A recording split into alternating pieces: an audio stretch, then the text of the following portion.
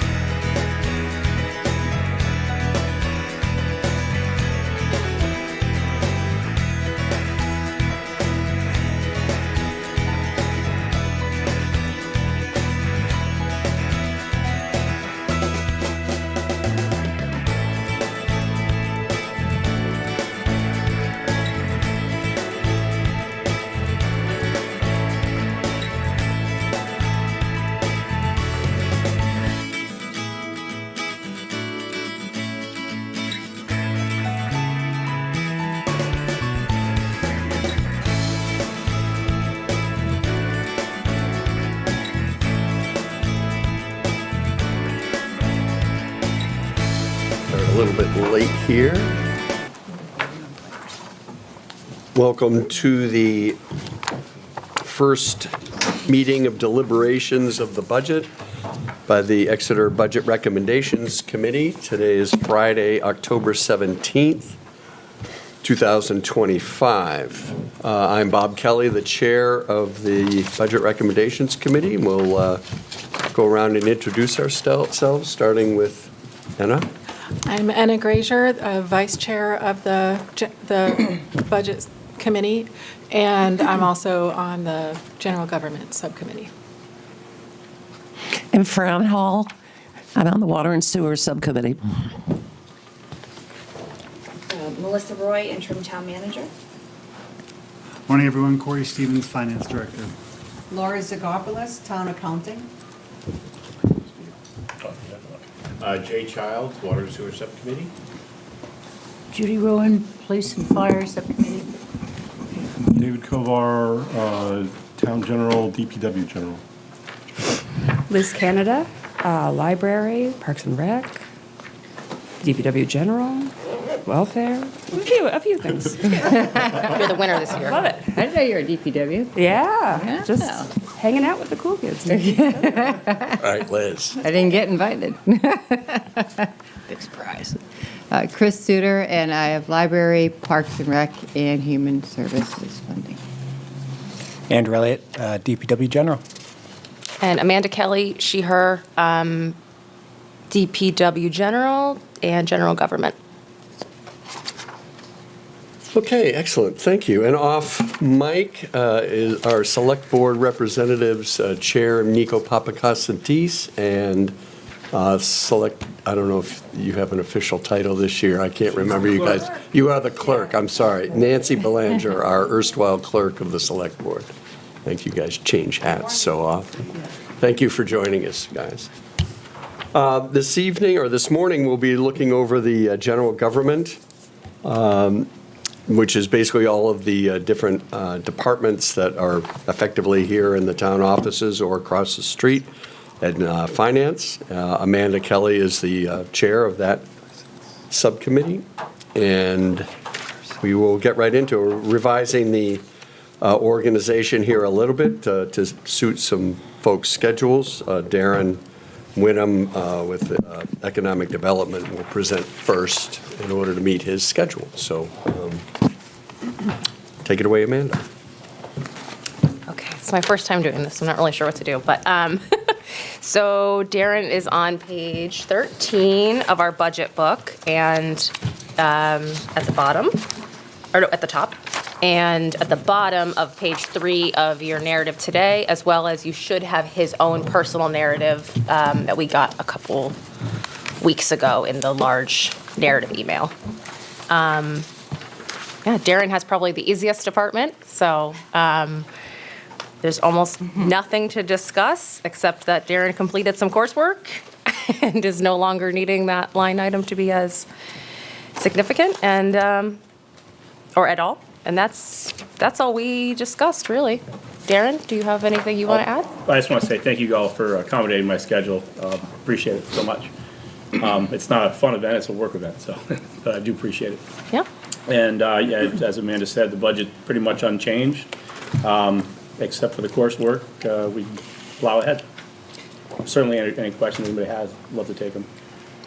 I was wondering what projects you've been working on this year. So the big project is the community business engagement. You're going to know it better as a BR&E, business retention and expansion. Okay. That project's been going on for about 6-7 months, and I probably have another 2 months of it. It's going really well.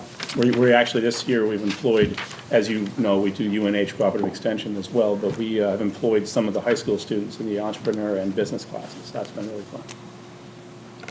But that'll be a project that we'll present to the select board and then to the whole community. Any other questions by committee members? So have you had time to bake the stuff into the budget? Great. Yep, all of our health numbers are in, and they've been baked into the budget, and we can do like in prior years. Excellent. As we go.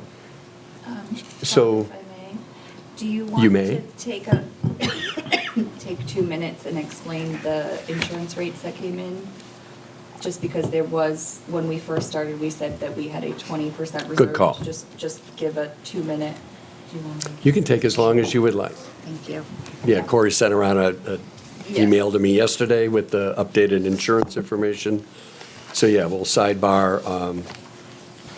I mean, we're going to vote after this. If you're under a time constraint, I think we're all set with your So I do get my 11 department. year in a row record of being the quickest. You are. I think you broke your own record. All right, well, thank you guys And we'll- very, very much. Appreciate it. I don't see any Karen. problems. Thank you, Darren. Well done, sir. So We'll mail you Corey the and/or trophy. Melissa and/or Laura. Mail the trophy. I'm going to ask Corey is going to speak about it. So Thanks. we not only did we get our health numbers, we also got our sort of other insurance lines package yesterday from Primex. We have sort of everything baked in, and the overall for general fund news is good. With our health and dental, we had reserved 20%. I think that got talked about in the kickoff meeting, and 5% for dental. We offer 2 plans in our health. One of those came in at 14.5% increase. That's our less popular plan. One came in at 18.8%. That's our more popular plan. Other way around. What is the other way around? So our most popular plan was the 14.4%. Oh, I'm sorry, I said that wrong. Yeah. My apologies. Anyway, it didn't, the numbers didn't go the way we would have preferred, but in any event, it does represent a savings. And then dental came in at 4.4% instead of 5%. But then I said we had gotten our package of other lines from Primex. And unfortunately, those came in with some pretty steep increases, particularly in our property and liability insurance, a nearly 40% increase. We're still asking a few questions about that. The town had previously, 39 actually. The town had previously, over the last 3 years, been in a program, like many communities with Primex, where we had a guaranteed not to exceed number of 7%. It's called the CAP program. But that program expired at the end of this year, and Primex is not renewing that. So where our value being rated on was somewhat muted for the last few years, now all of a sudden we have all kinds of value that wasn't part of our property and liability rating now being factored in. So it represented almost a $100,000 increase in that line itself among the 3 funds. Were general fund, water, and sewer. The other 2 were workers' comp and unemployment compensation insurance. Those came into the more reasonable level. But anyway, so the bottom line on insurance, if you take health and the other lines, general fund, the budget reduction is about $115,000 from what you were presented in the prelim budget. Water goes up by about $18,000, and sewer goes up by about $32,000. So good for general fund. A little bit more cost on the water and sewer side. We are asking Primex to sort of chime in on why this program was going away and why, 39% all at once. Are the differences between departments, you think, demographics within the departments, like single, Are we talking about health now? or, well, yeah, I guess. There's nothing department-based, so what do you, if I may Oh, it's not, ask? okay. It's So not it's- department-based. We have 2 different plans. Are you talking health insurance? I guess. So- The property and liability insurance is just it's a Okay. bottom line number for us. So I the think- property and liability insurance is the one that went up by 100, by 40. 40. 40%. Are we suddenly living on Volcano? And Well, when you've been in the plan that's, let's say we had a year where we put, 12% more value on, and we're only getting charged on 7, and we do that for a few years, all of a sudden, it's a bigger number. But like I say, I'm going to reserve judgment until I hear more from Primex on exactly. Good, yeah, an update would be Yeah. great. We'll get you that. we just got those numbers yesterday, and I Right. just would like to say, we were not notified that that program was ending. And so I think we're going to find many, many communities have had a 24-hour period that is pretty shocking to their system. Yeah. Whether their increases is the same as ours or not, I can't speak to that. And like Corey said, we have emails out to them right now trying to get more information. Okay. And we'll And I report guess back. I don't know for sure, just to be clear, that we weren't notified, but we certainly didn't know. The scope. Yeah. I went through Russell's Frame. emails and everything, so Yeah, I don't know if it's a letter, but we'll find out more. I have to remember that. The whole insurance picture that is so disturbing is a reflection of the national trend, though, is it not? I mean, it's just where it is. Healthcare side. Yeah. I think, Liz, you. I was just going to say, you mentioned like there are going to be other communities who are probably facing something similar, and we've seen other communities have gotten pretty big invoices lately on health insurance and things like that. So thank you all for what you are doing to keep us in the know of what's going on. It's very, very difficult right now. 100%. I'm just a little confused. So you guys said it was a 7% before, but it was supposed to be 12, but they were doing 7% for. No, the 12% was an example. So we were in a 3-year program, 2022 to 2025. Okay. Where the maximum increase in our property and liability was 7%. Okay. That's the most they could do. Program expires, they look at all of our value, I'm assuming, again, I want to hear more about how this worked, but they look at all of our value, program's over, we Yeah. had all that value, and then we have to charge you on it. It's like a balloon payment. It feels like it. Yeah. We were capped below what we should have actually been paying on a normal program, and now we're And paying for it. the stated, point of the program was to give you predictability in your budgeting, so. And failing or somehow communicating in a way that you did not see the communication. We really can't speak to Yeah. what got communicated or not. I Right, mean, but Melissa has looked. That is an indication to me of the predictability part failed Yeah. on their part. Again, how long I would imagine Primex is up against its own, challenges. bit. So again, we've asked for a little bit more explanation, and when we hear it, we'll let you know. Great. Thank you. Andrew? One quick question. Are there opportunities to go someplace other than Primex, or are they the only game in town? I can't say that question didn't cross my mind yesterday, but Primex comes with a whole lot of benefit as well, as a support for us, so. Correct. I would imagine that that's a conversation that Melissa and I will have, Yes. in the future shortly. Yeah. Appreciate that. Would like to step out for a minute? Jay? So Make just some calls. just so you folks know, sort of like Health Trust a little bit. So with Primex for us, they do trainings for us. There's staff training pieces that we use. So there's more that we see benefits from them. But to like Corey said, we'll have to weigh that and see if it's worth it. We haven't done so because we've been Just able found to out today. Yeah, we just found out yesterday, and we've been able to predict what we were expecting. This was unexpected. So I'm happy that we projected a 20% health insurance increase, and it didn't come in, and now we're able to cover it with this. So we're probably in a better situation than some other communities because we had a little wiggle room to recover, but yes, it's about 24 hours old, so we'll get you some answers. That's fine. Thank you. You're welcome. Jay? So that there's a mitigating factor to that 40%.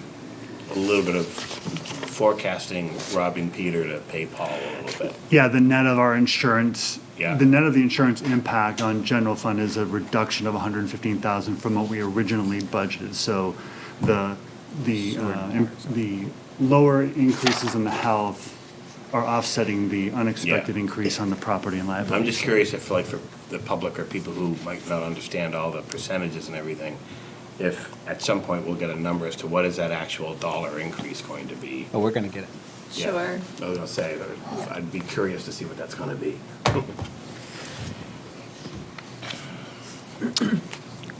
So would you like to update the economic development benefits numbers?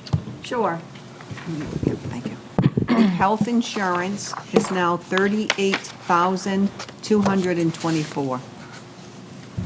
The dental is $2,180. The LTD is $917.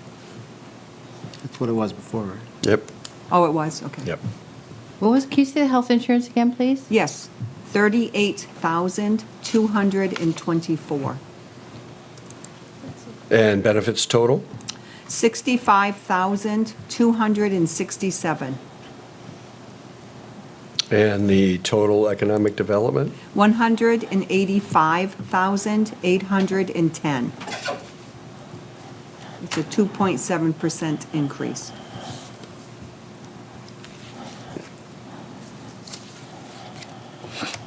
Any further questions on the economic development budget?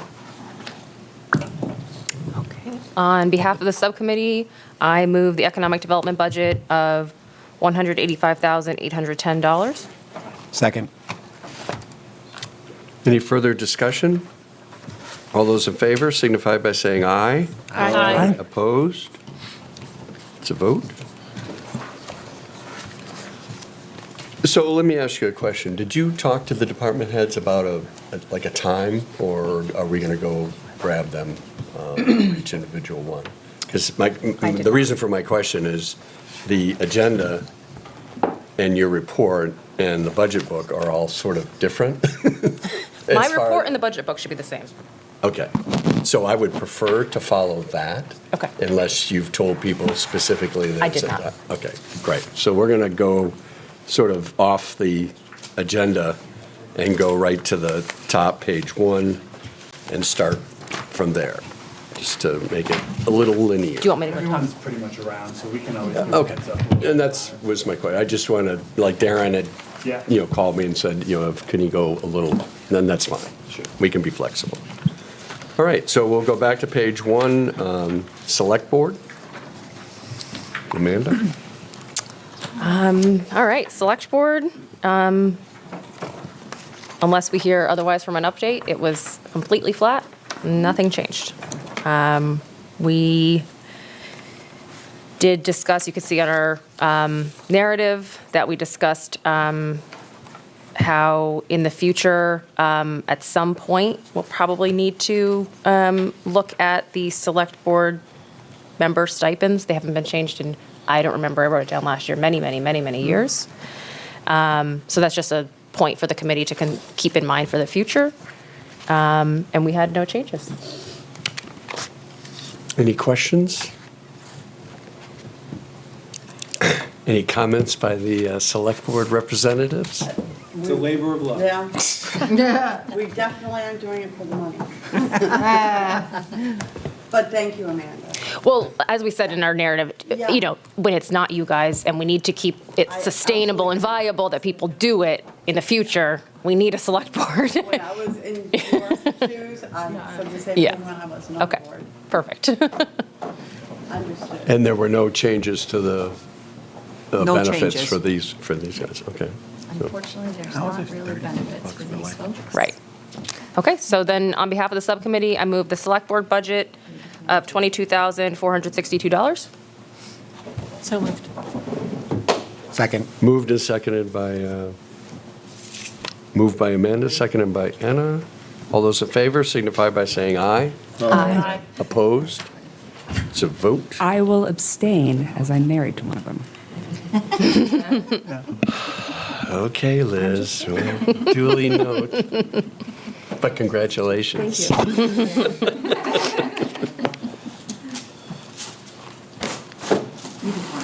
Molly appreciates it, I'm sure. Okay, town manager? All right. So town manager, let's see, we had, obviously, you're going to see the theme of the pay period issue. The current town manager position was kept as a placeholder, will be adjusted based on the actual hire when that happens. I want to mention for Chris Sigma, if he's watching, we briefly discussed the printing, and the interim town manager is checking on the law on that to implement that this year. And we had no changes recommended The printing. of the annual town report. It's an RSA. Oh. It has to be printed. Right, but exactly how many need to be in the initial run, Melissa said she was going to check on and see if the initial run could be fewer, and then from there, it could be on-demand printing. Makes sense. Any questions? Thank you for asking me to clarify.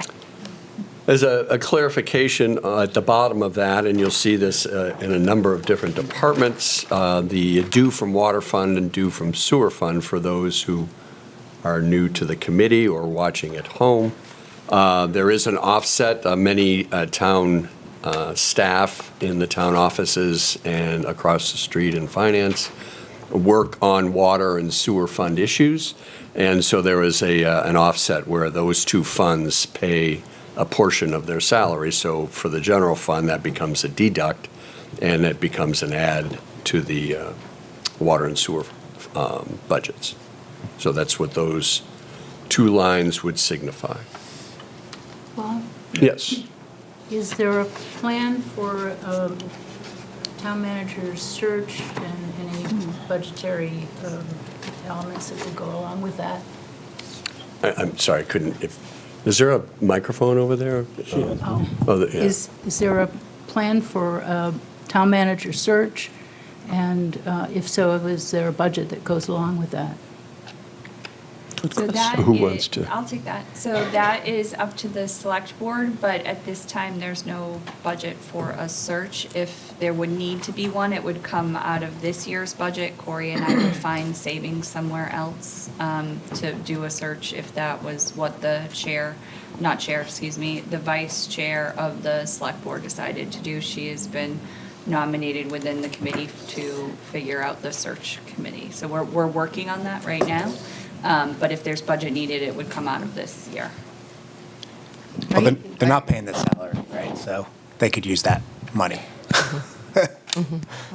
Well, I think the Have salary you is. guys been interviewing candidates? Because I didn't see anything listed for. So I really can't speak. They're working on what the plan is right now. Keep it secret. No, it's not. It was sort of an unexpected situation, so we're working through it and want to make sure. I mean, I've been doing town volunteer work since the 80s, and I've served under 3 town managers. And so we have a pretty impressive record of getting the people that we want and them staying for a long time. And I think we want to do that again. So there's no need to rush into it. We have an awesome executive team currently, and we'll take as much time as we need. Well, that's good. That's good to hear. Okay, so updated benefits numbers, Cor? Yep, yes. Or Laura? Yep, the health insurance is 68,200.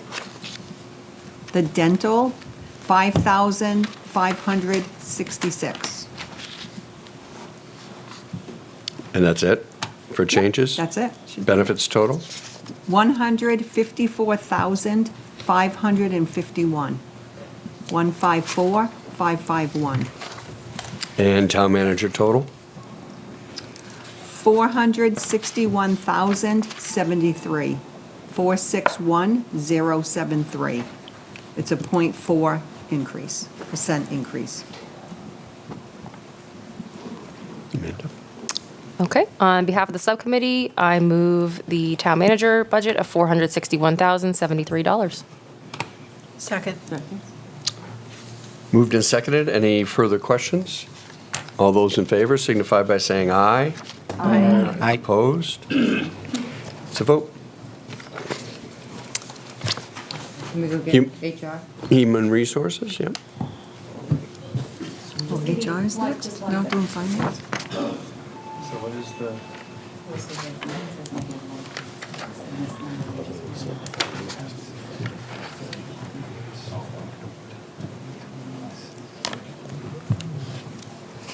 I'm going to text Bob Glowacki.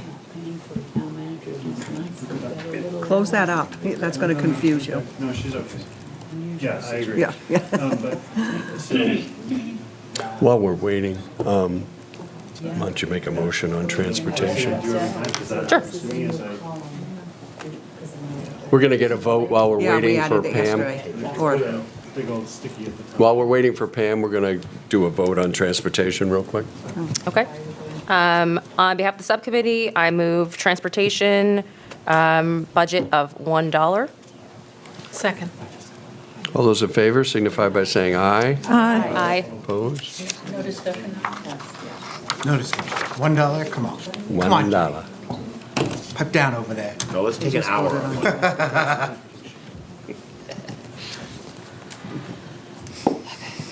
Are we doing each? Sorry, What's I that? apologize. We were just making sure I was on the right department.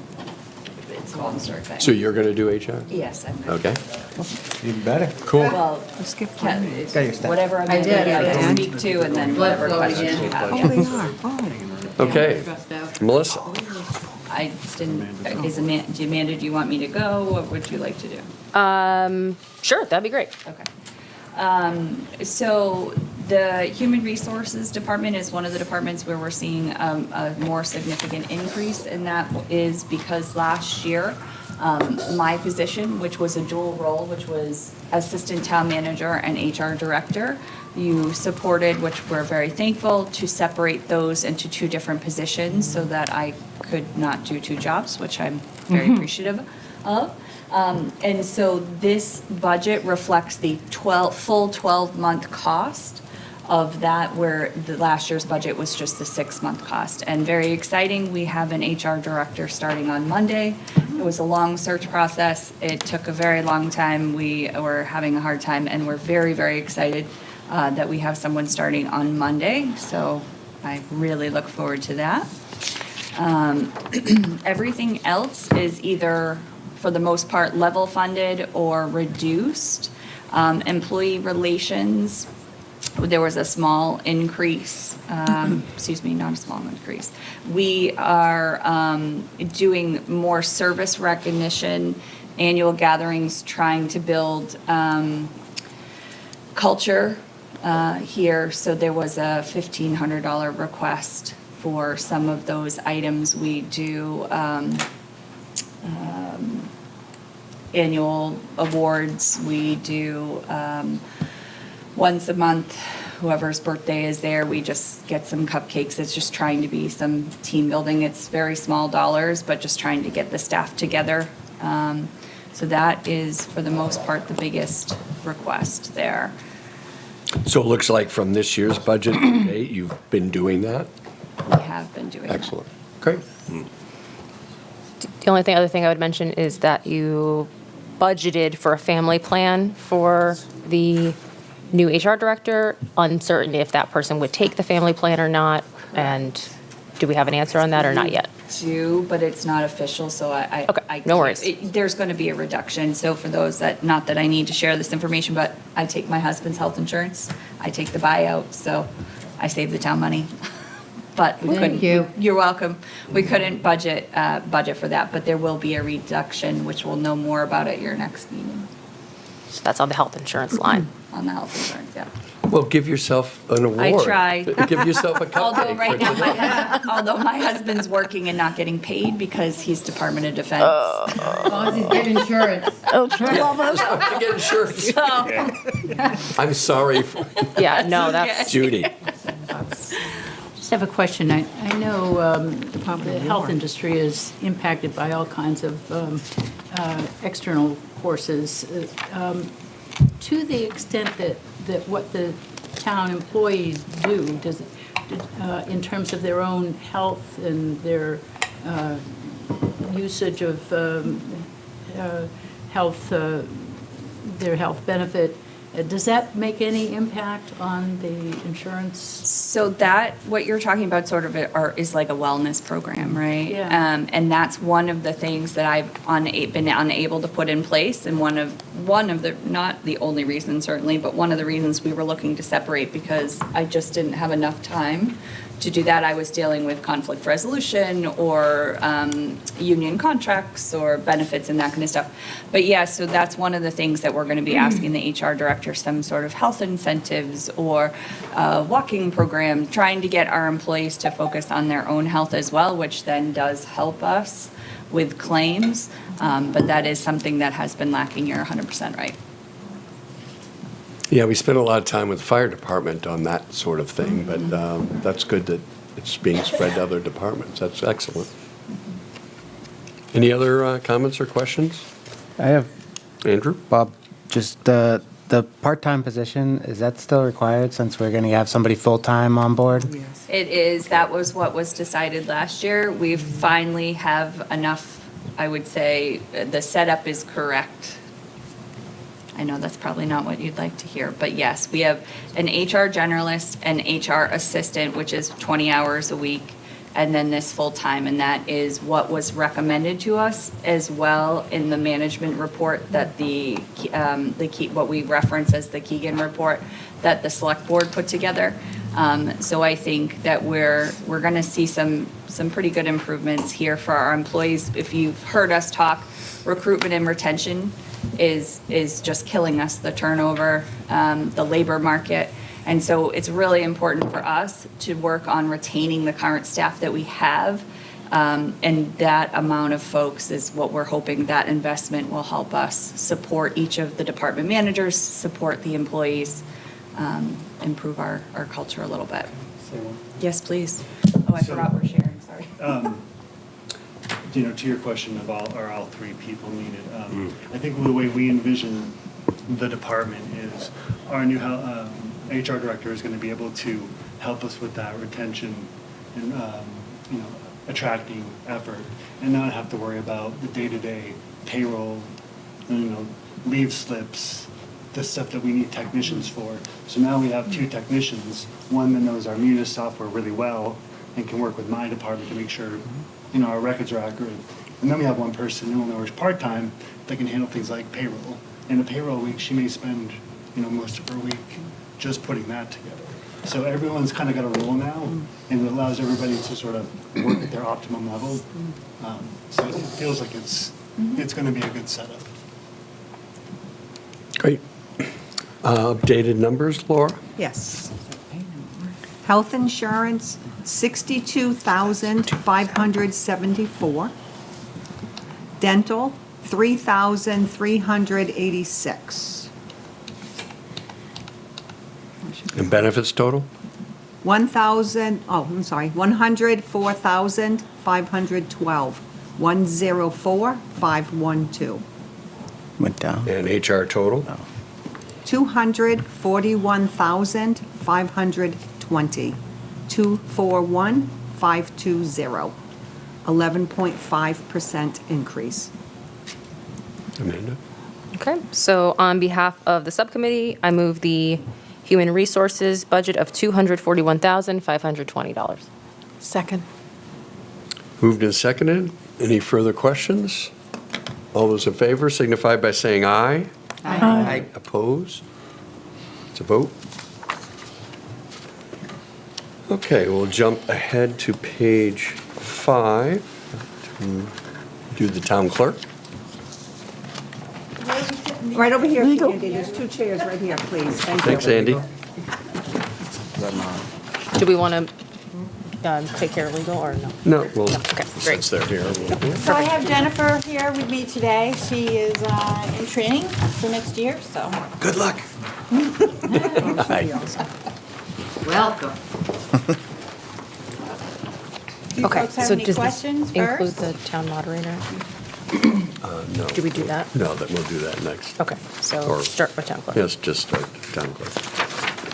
Page 5. Okay, Page 5. So we're on page 5 of the budget book, page 2 of the narrative. Budget. Introduce. Andy. So that people know who she is. Okay, we have Andy Kohler, the town clerk, and Jennifer Shoup. Yep, Jennifer Shoup as is my deputy town clerk. Yeah, so discussion mostly centered around the town clerk's office being fully staffed. That happened a little while ago, but it was really great. They got back to their normal hours. The one increase from last year, the one-time increase for the full staff attendance of the conference has obviously been adjusted back because it was a one-time increase. And computer supplies are down based on actual usage. Didn't have too much to discuss. We didn't have any recommended changes. Yeah, does anyone have questions? Amanda, if I may, Sure. I just would like to remind everybody that 2 of the staff members that are within the town clerk's office are covered under our SEIU contract. And so that CBA did have an increase for wages, just as a reminder that those were predetermined through the contract negotiation process.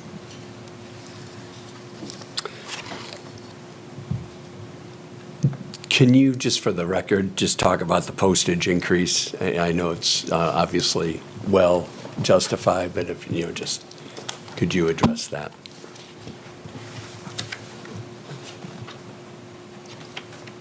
Me? No. Okay. 3 elections next year. Yay. Great. More voting. Going from 1 to 3, back to 1, and then 4. So that's the process. So what does that mean in terms of So- why postage? So, because we have the absentee ballots. Yeah. And they weigh, the Right. ballot weighs more than normal postage, so. And postage has gone up. And postage goes up every other week, so. Nice gig. Yeah. Just any changes or anything inside, your department or anything you guys want to share, things you're doing outside of, No changes, sometimes you have a project going on, organization-wise, or? we don't really, I mean, we're just, actually, just getting our staff, being fully staffed was good. I mean, we kept the same hours as best we could, just Jennifer and I. But it was a lot of work for 2 people. And so just having that staff back on is awesome. The staff is doing great. They're doing fabulous. So customers seem to like them and it seems to be running smoothly, so. Excellent. Sounds like a good team. Awesome. Go town clerk. I tell you what, you can always feel that when you go into a place, if people are happy where they work and if, they're happy with each other.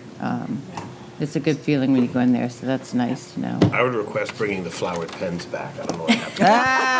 I'm a little upset about that. I don't know. I know. Well, that's why they're fully staffed, so they can actually, I went in to register shred my the car and I'm paper. like, ah. Less likely to be stolen. We actually have added signature pads, so now you sign your signature pad and it signs everything. So the flower pens are kind of Redundant. Obsolete. Yeah. You can put flowers on the I sign. vote no. I would. Jay, is that why you joined the budget committee? Yeah. For this moment right here? Yeah, exactly. You wade right in. Die on that hill. Andrew? No, that's fine. I just had a question about records retention. It doesn't look like we've spent the 2,500. Yeah, I know. I was Ever? haven't been in contact. I've sent 2 messages. I've called the person, and she hasn't returned my call. She is going to be at our conference, so I will talk to her face to face because she was supposed to come in and look at our books and make a suggestion to which ones we could redo, and she never came. So I don't really want to get rid of that 2,500 because we will use it.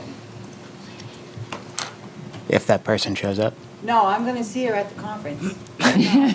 you're gonna hunt her down. Do one of Which these? is in 2 weeks. So I'll see her face to face. Okay. Get her. So much like the Primex question, is that the only person that can do this, or are there other folks around? What, from Primex? No, just- to review the books and see what we can Yeah, keep and there's, stuff. we've been with CoFile ever since we started this with Linda, so I don't. So is she just busy, or I'm fixing to find out. fixing to find out? I like it. I like it. Because she will be there. Bring her a flower pen. Yeah. Courtesy of Jay Childs. Oh, no, he's not giving his up. Okay, Laura, updated Yes. insurance? Health is 88,467. Dental, 5,783. The total benefits, 149,058, 149,058. And total town clerk? 448,597, 448,597, a 5.3% increase. Okay, on behalf of the subcommittee, I move the town clerk budget of $448,597. Second. Suda. Suda. How do you spell that? I don't know. Everybody has a different way. Two Ts or one? Any further questions? All those in favor of the motion signify by saying aye. Aye. Opposed? It's a vote. Thank you. Appreciate it. I just want to say, on behalf of myself, it's been a pleasure to work with all of you all these years, so it's been great. Wait, you retired? You have been I great. appreciate everything that you do. Hold on. I was gonna say, I don't Thank know that you. everybody knows what you're. Oh, I got two more departments. Okay, let's For go. those that don't, I have to stay longer. Andy's retiring in May, so that might be the information you were missing. We gleaned that. Our Sorry. detective, we had I our detective apologize. hat on. And that's why Jen is here, because she's gonna be awesome. She's gonna have way more, she's gonna be way farther ahead than I was when I took over as town clerk, so. Excellent. Well, she knows the value of a flowered pen right off the bat. So, I'll work my magic on yeah, that. there you go. Better start charming her up, Jay. There you go. Signature pen. I always forget I have three departments. So what are we doing? What? Moderating? Elections. Elections. Election. I think. That's on I think page also 7? moderator, yeah. Yes, page 7. 7? Voting expenses, again, due to 3 Yeah. elections versus 1. Yeah. And notably, I don't know if you saw the newspaper article, the state passed a bill requiring accessible voting machines that were required just in federal elections to now be available in all elections. The state pays for the programming for federal elections, and the town will pay for the programming for the local and school elections. So that is now included on 55322, programming for new disabled voter machine. The actual expense is not finalized yet, but it's a very worthy and required expense we're excited about. A lot of people in town are excited about. And they're well-loved and well-used when they're available. They've been available for a couple years now. Yes, anybody can use them. Not just the disabled, but anybody can use them. How is it different? We have been using Democracy Live because we were put in a position where if we didn't do it, we were probably going to be sued by several people. So we've been using Democracy Live. The state now passed this, that all towns have to have this available for disabled voters. I don't know who they're going to choose as their vendor, who they're going to use. I don't know. It could be Democracy Live. It could be LHS. I would prefer LHS because we've done business with them for years. We have all of their equipment through LHS, so I would continue to do that because I would think eventually it's all going to work together.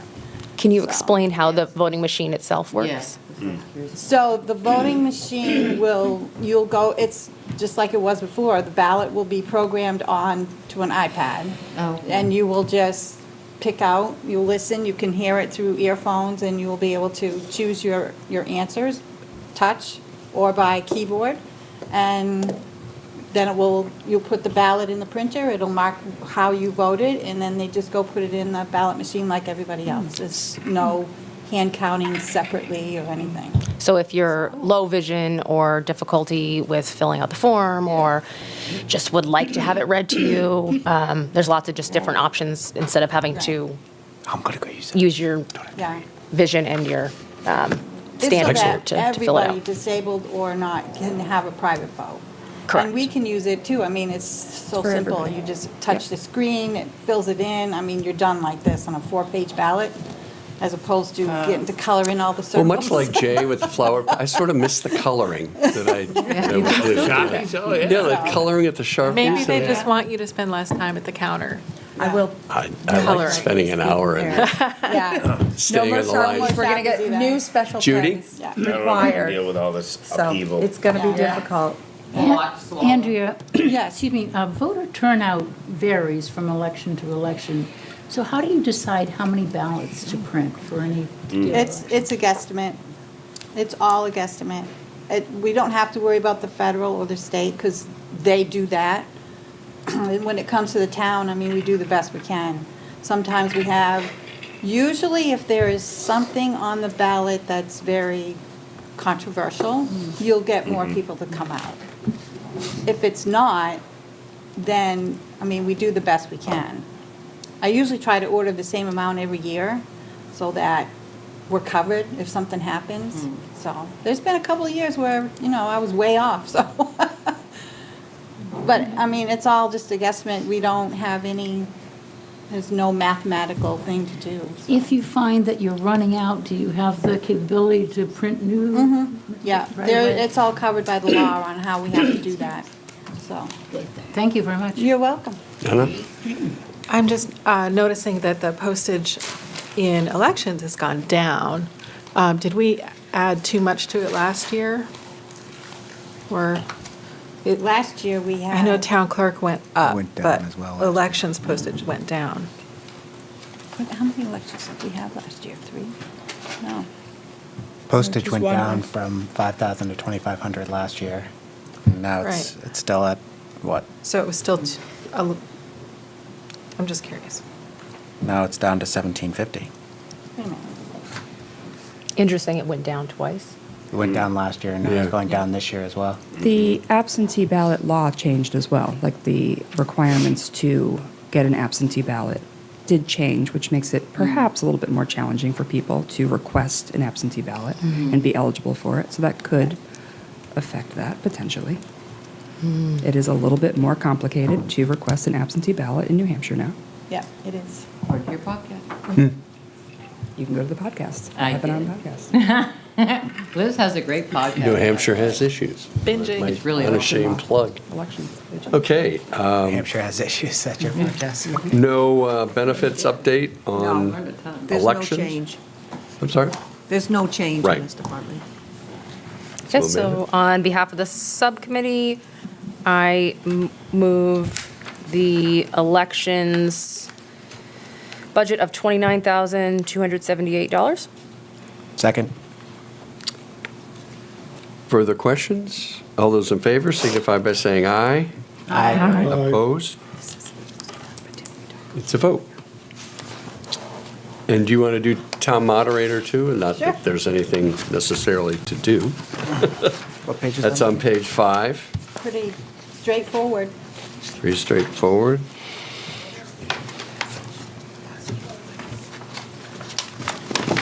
Any questions? Is it the same person it always is? What's her name? Kate Miller. Kate Miller. Yeah, she's great. She's retiring. Everyone's this retiring. coming year- This coming year, but she'll still be our moderator. Oh, thanks. So, that's Oh, awesome. professionally retired. Yeah, she's professional, I think. I don't know. Things change. Amanda? Okay, on behalf of the subcommittee, I move the town moderator budget of $1,454. Second? All those in favor signify by saying aye. Aye. Opposed? It's a vote. Thank you. You're welcome. Appreciate it. And welcome, Jennifer. We'll, Thank look forward to grilling you next year. Yeah. I'm gonna get my pens ready and There you we'll go. see how it goes. Fat Sharpies, get all the swag Oh, from yeah. Exactly. us You can have Luddite. all the leftover Sharpies. I'll bring them. I'll make sure. Yeah. Excellent. They will definitely get repurposed, for Yes. sure. Thank you. Why don't we do legal on page 3? Bob's here. Just to stay linear. Oh, sure, yeah, just to get rid of it. Yep.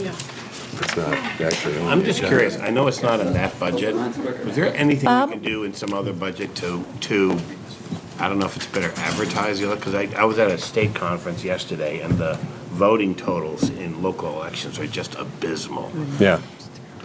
This is a fairly common thread through conversations I've had as part of other committees, including communication committees. Is it awareness? Is there any way to just? I think it's apathy. That people don't feel like they means anything.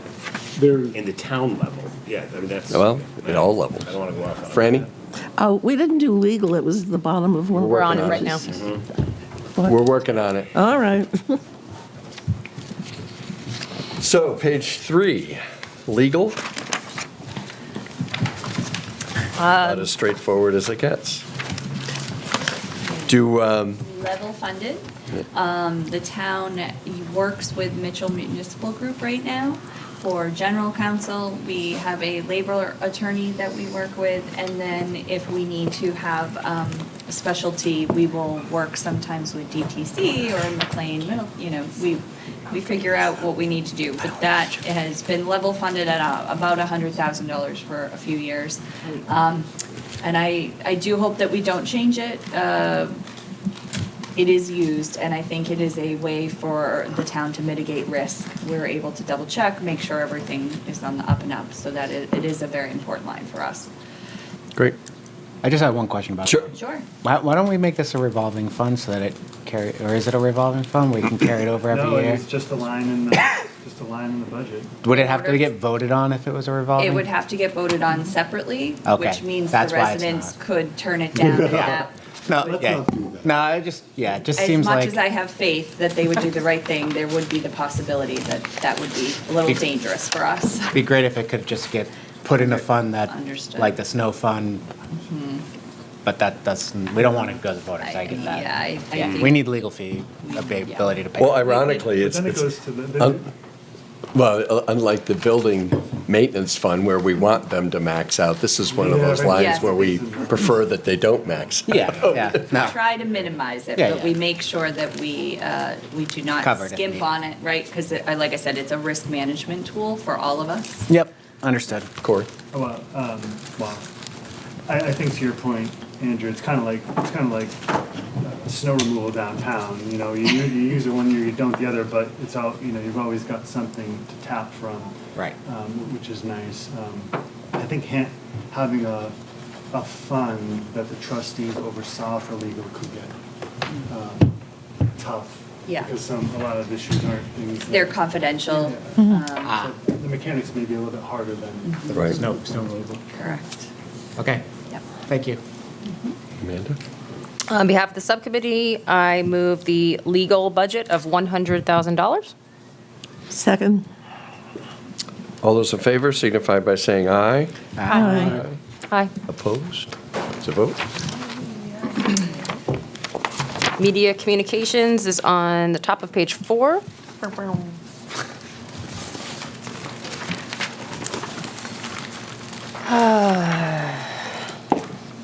Would this be Bob? This is Bob. Bob's here. We There have he Bob is. Glowacki. Good morning, How you everybody. doing? Good morning. Thank you for coming. Some interesting points in computer software. It's a very, very slight increase, but Bob is now utilizing a service that allows links to be tracked back in terms of where they were clicked.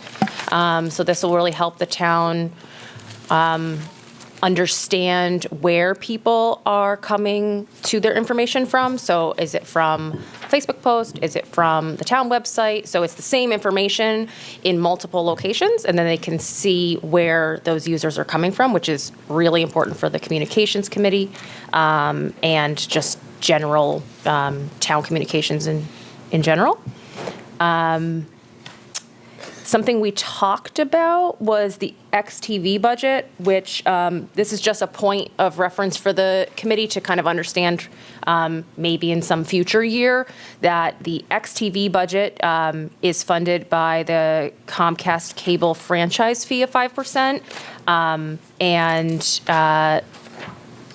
Interestingly, or something to keep a note is as cable subscriptions to Comcast Cable go down, the amount that the town receives from that fee will also be going down. So at some point, we may need to discuss how we're going to fund XTV. It's not for this year, but as cable subscriptions go down, that is going to impact XTV's budget and where the money comes from. So point for the future, again, to keep in mind. Get us a broadcast license. Exeter only. And if I may, if it's Melissa? okay, so we do have two different funding mechanisms for Bob's position, just to make sure Yes, everybody thank you, understands. thank you. So the media communications part of Bob's job is here in the general fund. And that is, he helps with our website, he helps with our departments on getting the important information out to the community. The other half of what Bob does is paid out of the EXTV cable revolving fund, and that budget gets approved by the town manager. And with the franchise fees, some of it comes back into the general fund. So I just want to make sure they're two different things. He has a very important role, but Amanda is correct that the long-term sustainability of the franchise fees, which pays for our amazing EXTV programming, does need to be kept on the forefront of everybody's mind as we see streaming changes and that kind of stuff.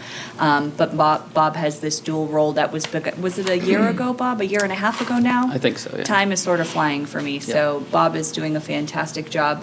One of the things that Bob is going to be helping us with this year is that our current website provider has decided that they're not going to support and correct me if I'm not explaining this right, the platform that we currently have our website on. And so our options were twofold. We could find a new website provider altogether and start all over, or we could move to the platform that they're supporting. And so due to the budget being the way it is, we're going to, the most effective option was to stay with the provider, but it is an increase, which you'll see in the IT budget.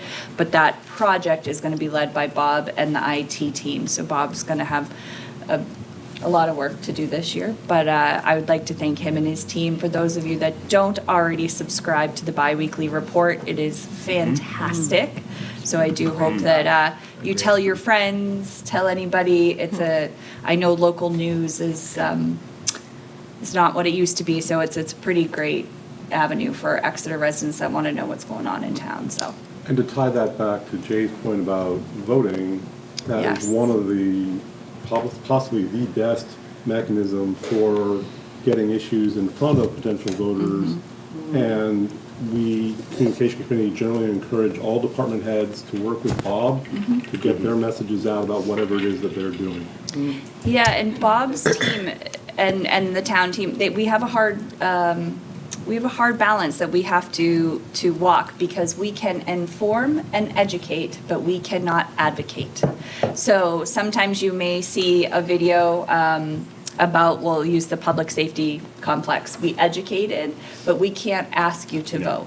We can only give you the information to make an informed decision. And so sometimes people do ask Bob, they want a video or they want help with something, and Bob and his team are not allowed to advocate. They can educate. So if you ever hear that he has to make a lot of tough decisions there. But. And his name is fun to say. Judy. Three things. Could you just repeat the information about the newsletter, how people can sign up? I'm going to let Bob, if you don't mind, because he's more Sure, if you go to the town website, I think there's a button right on the homepage, but under the community tab, you can hit email newsletters, and there's a sign up button right there. Okay, thank you. Okay, so that's one. Two is, thanks to Exeter TV, two of our members who couldn't be here today are following on Exeter TV. We appreciate that. And three, thanks to these services, the police and fire no longer have a separate line for Jason Schreiber and their media work. It's nicely covered here now. Excellent. Streamlining the budget is always one of our goals, right? So another thing I wanted to note is that you can't see it here, but the XTV budget for this coming year does include $6,500 to start closed captioning services for Exeter TV. So that will be a great ADA accessibility feature. It will be $6,500 the first year, and then the ongoing cost will be about $5,000. So that is coming to XTV, which is very exciting. And thank you. Don't they have AI for that? I believe that's kind of what they use. That's why the cost has come down a lot. Okay. Sounds like a lot, but It's to a have lot like less than actual what it used to be. stenographers or whatever Oh. it is, type it out would be much more expensive. Yes. Okay. Yeah, that's largely not automated, but close to Any automated. further questions for Bob? Amanda? Do we have any updated numbers? We updated health insurance, sorry. Yes, the health insurance number is $19,590. The dental, $603. The total benefits line, $28,671. The total budget, $73,886, a 0.5% increase. Wow. 73886. Okay, on behalf of the subcommittee, I move the media communications budget of $73,886. Second. Who was that? Suter. Suda. Suda. Suda seconds. All those in favor signify by saying aye. Aye. Opposed? Aye. It's a vote. Thank you. Thank you very much. Trustee of the trust funds. Thank you, Bob. What page is that on? That's on page 4 as 4. well, right Oh, below media I went communication. right past it. Where's Peter when you need him? 800. I thought this would be his moment. I will say, I would like to thank the trustees of the trust funds. They've been doing a lot of work on investment policies, and they really have upped the trustees' game in the last few years. So I do want to, there's 3 of them, they work really hard, and I just would like to say that. So we're no longer in money markets? They're, I feel like they're doing a Bitcoin. great job. Bitcoin, sweet. They're doing what they're doing what they're allowed to do. Who are they? What? Who are they? Actually, Oh, Dogecoin. gosh. We're into So Peter Dogecoin. Lennon, Pat Curtis, and Leon, I don't know what Leon's name is. Yeah, well, I that's the forget next. what her last name is, I apologize. I but saw they're- Peter, yeah. Yeah, It was they're doing a recently. fantastic job, so. Good. Excellent. Thank you for the update. Amanda? 809. All right, then on behalf of the subcommittee, I move the trustee of the trust funds budget of $891. Second. All those in favor signify by saying aye. Aye. Opposed? It's a vote. Okay. Finance is on page 8. Somebody go out and see if we can get the finance folks to get off their coffee break. Did you give yourself a raise this year? Thank you for joining us, Corey and Laura.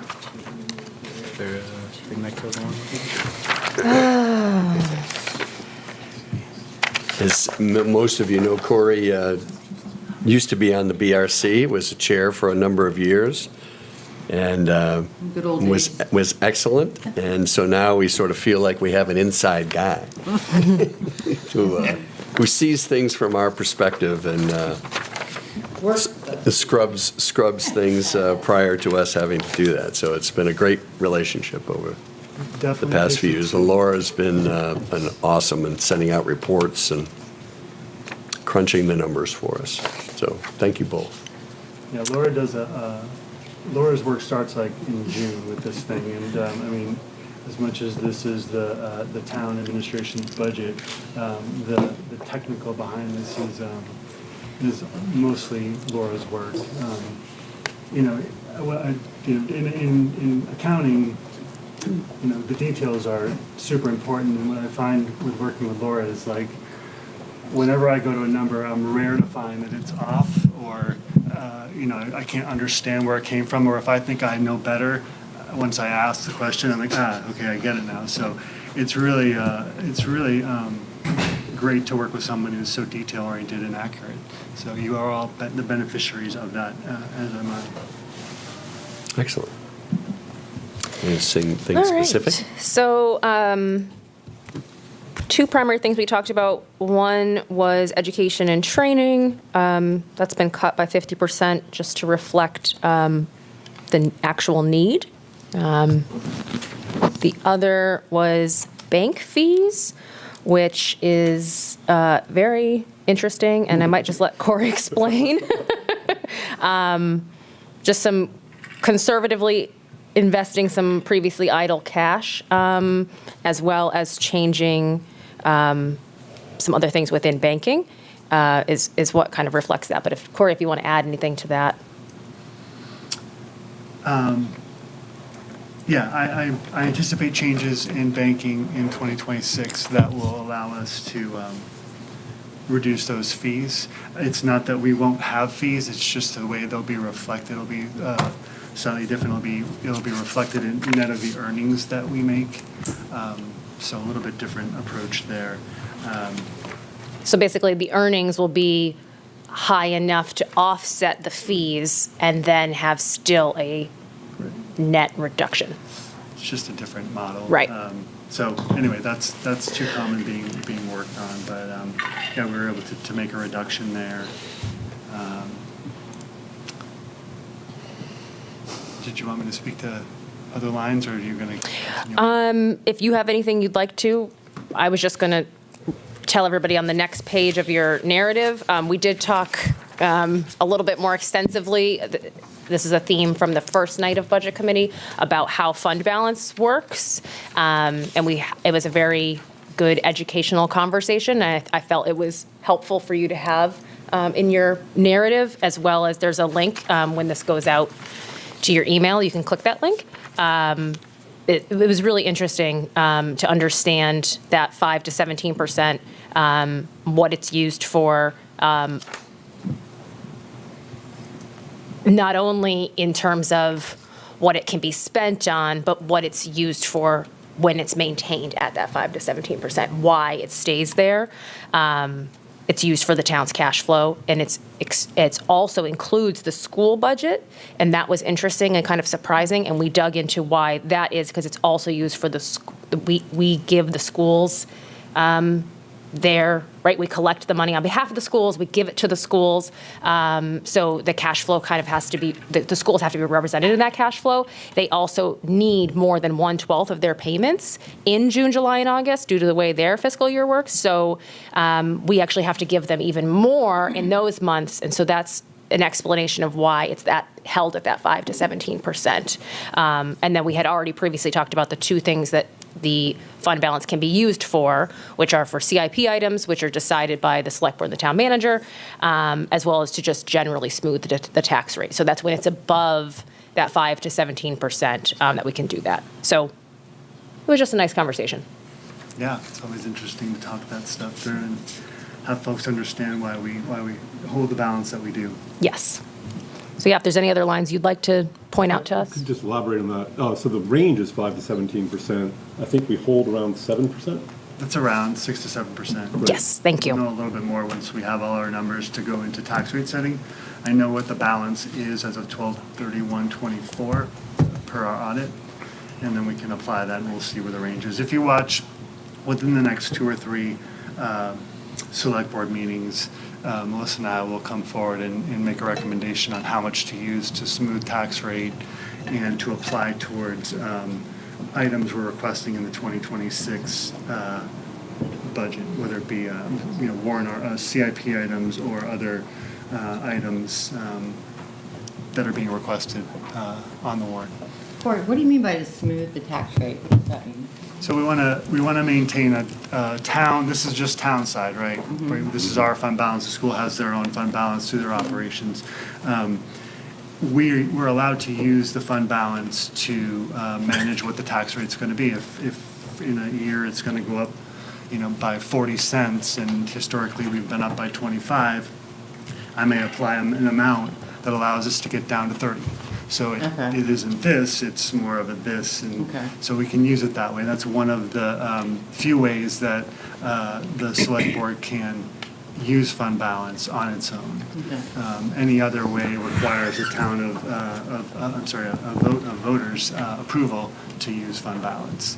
So if you look at the warrant articles, this upcoming March, and you see this is, this item to be funded by taxation, this item to be funded by fund balance, we're applying a certain amount of fund balance to pay for items that we'll request in March. Usually kind of try to keep that around $400,000 to $500,000 of stuff that we ask you permission to buy or to invest in, and that's sort of another sort of keep that balanced at that kind of rate of spend. But it's all predicated on us maintaining the fund balance. So if, fund balance can grow in one of, or two ways, right? So it can either be that we don't spend our budgets. We've had multiple years now where we haven't filled positions. So every year we don't spend all of our budget. That unspent budget falls back to the fund balance. The other way is to have more in revenue than we budgeted.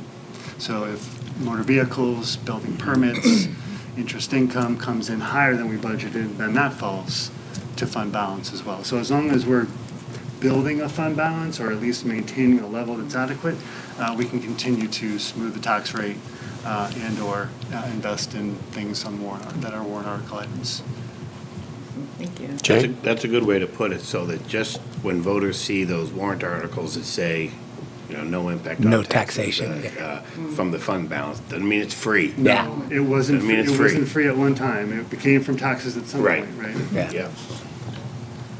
Did have Andrew? You already paid in. Corey, I just wanted to thank you for smoothing out the education and training to reflect what's actual this year. And just had one question about contracted services. Yes. So just looking back in the past, it doesn't look like we're reaching these levels of even what you've got here of 3,800. Is that actually anticipated to be spent, that 3,800? So, yes. Okay. Because we had the bond rating last year, which is off the books now, and then... Right, so the contract services, every other year, as part of our annual audit, I have to go out and have an actuary value what are called our post-employment benefits that are given to, that retirees can tap into through the New Hampshire retirement system. So the town, everything we pay in on behalf of employees over time, prior employees can tap into when they retire, and that gets valued, and that's a cost to the town. So every other year, I have to do a full valuation of that. Okay. So that 3,800 will go towards paying for that valuation. So maybe some next years year it's- it could be... Next year, it's a disclosure statement, so they Okay. just update it, and it's like $400 or $500. Okay, thank you. Just wanted to make sure that was still Yeah. needed. And we did get our credit rating. We spoke about this last year. We Yeah. went through the process this summer and came out pretty well. Out of a possible AAA, we got a AA plus, which means we have very strong capacity to meet financial commitments. So it was a good exercise to go through to just kind of get a sense of the general health of the town's financials. Did you say AAA? AAA AA was plus. possible, and we got a AA plus. Keep trying, Corey. I'll try. Keep working, buddy. Yeah, right. Yeah, so the good thing is we can update that with our current financial data each year, and S&P Global will keep that rating current for us. So, if we have good years, it may tick up. If we have years where things that they look at as adverse, it may go down. So, but they will maintain that publicly for us as long as we keep feeding them the data for the one-time costs that we incurred this year. Okay, and you'll see at the bottom of this budget, there's the offset from the water and sewer fund that I alluded to earlier, because Corey and Laura do a lot of work for those two funds. I'm the chair of the Water and Sewer Advisory Committee, and Laura sends us nice little reports on the health of those enterprise funds every quarter. So, appreciate it. At 30% of your job, water and sewer, is that reflective? If not mine all the time, definitely for Laura. So Well, they between do the have three sort of of you, they have a whiny, high-maintenance chair of that subcommittee. So there's a lot of work that That Laura might be has to do to 30%. appease that person. I would also say that Corey supervises the tax department, tax and collection department, which is also where some of the stuff, so there's multiple angles that Corey assists water sewer. Okay. Great. So we're hit for 12.5% per fund. That's what our take is, if you will. So updated benefits, Laura? Okay, the health, 67,847. The The dental, 4,009. The total benefits line, 135,083. 135,083. The total department, 407,029. 407,029, a 0.2% decrease.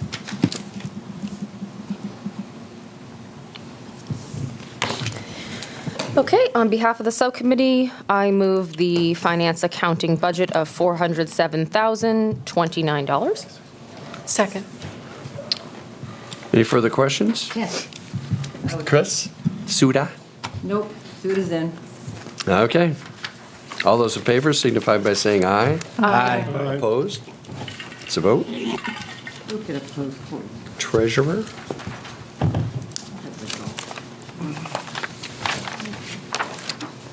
Top of page 9.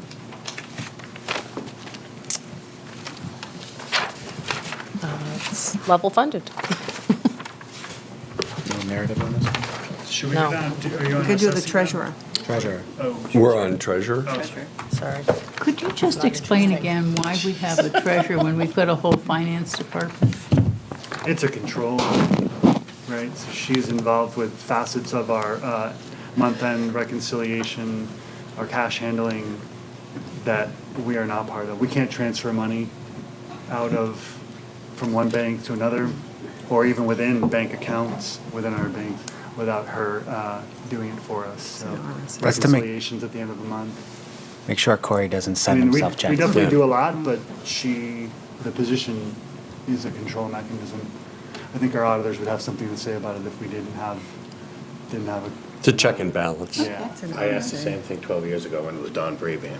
yeah. Yeah, That's right. I remember that. Who ironically was the chair of the BRC at the time, Yes. in addition to the treasurer, so, I'm missing the boat here. Right. Missing the gravy train. After treasurer, Again. where are you going? Yeah. We'll go tax collector after Okay. that, which would be you, right? Yeah, I was gonna get, I mean, I don't know if you guys have, Yeah, if you want to go, Grab those we'll two. do the vote. I'll and- grab her. Sure, Do you want to when you get gonna Janet get ahead Janet of as that? well? Yep. Thank you. take your time, I can do it. So we're ready for treasurer. Okay, on behalf of the subcommittee, I move the treasurer budget of $9,545. So moved. Moved and seconded, all those in favor signify by saying aye. Aye. Opposed? It's a vote.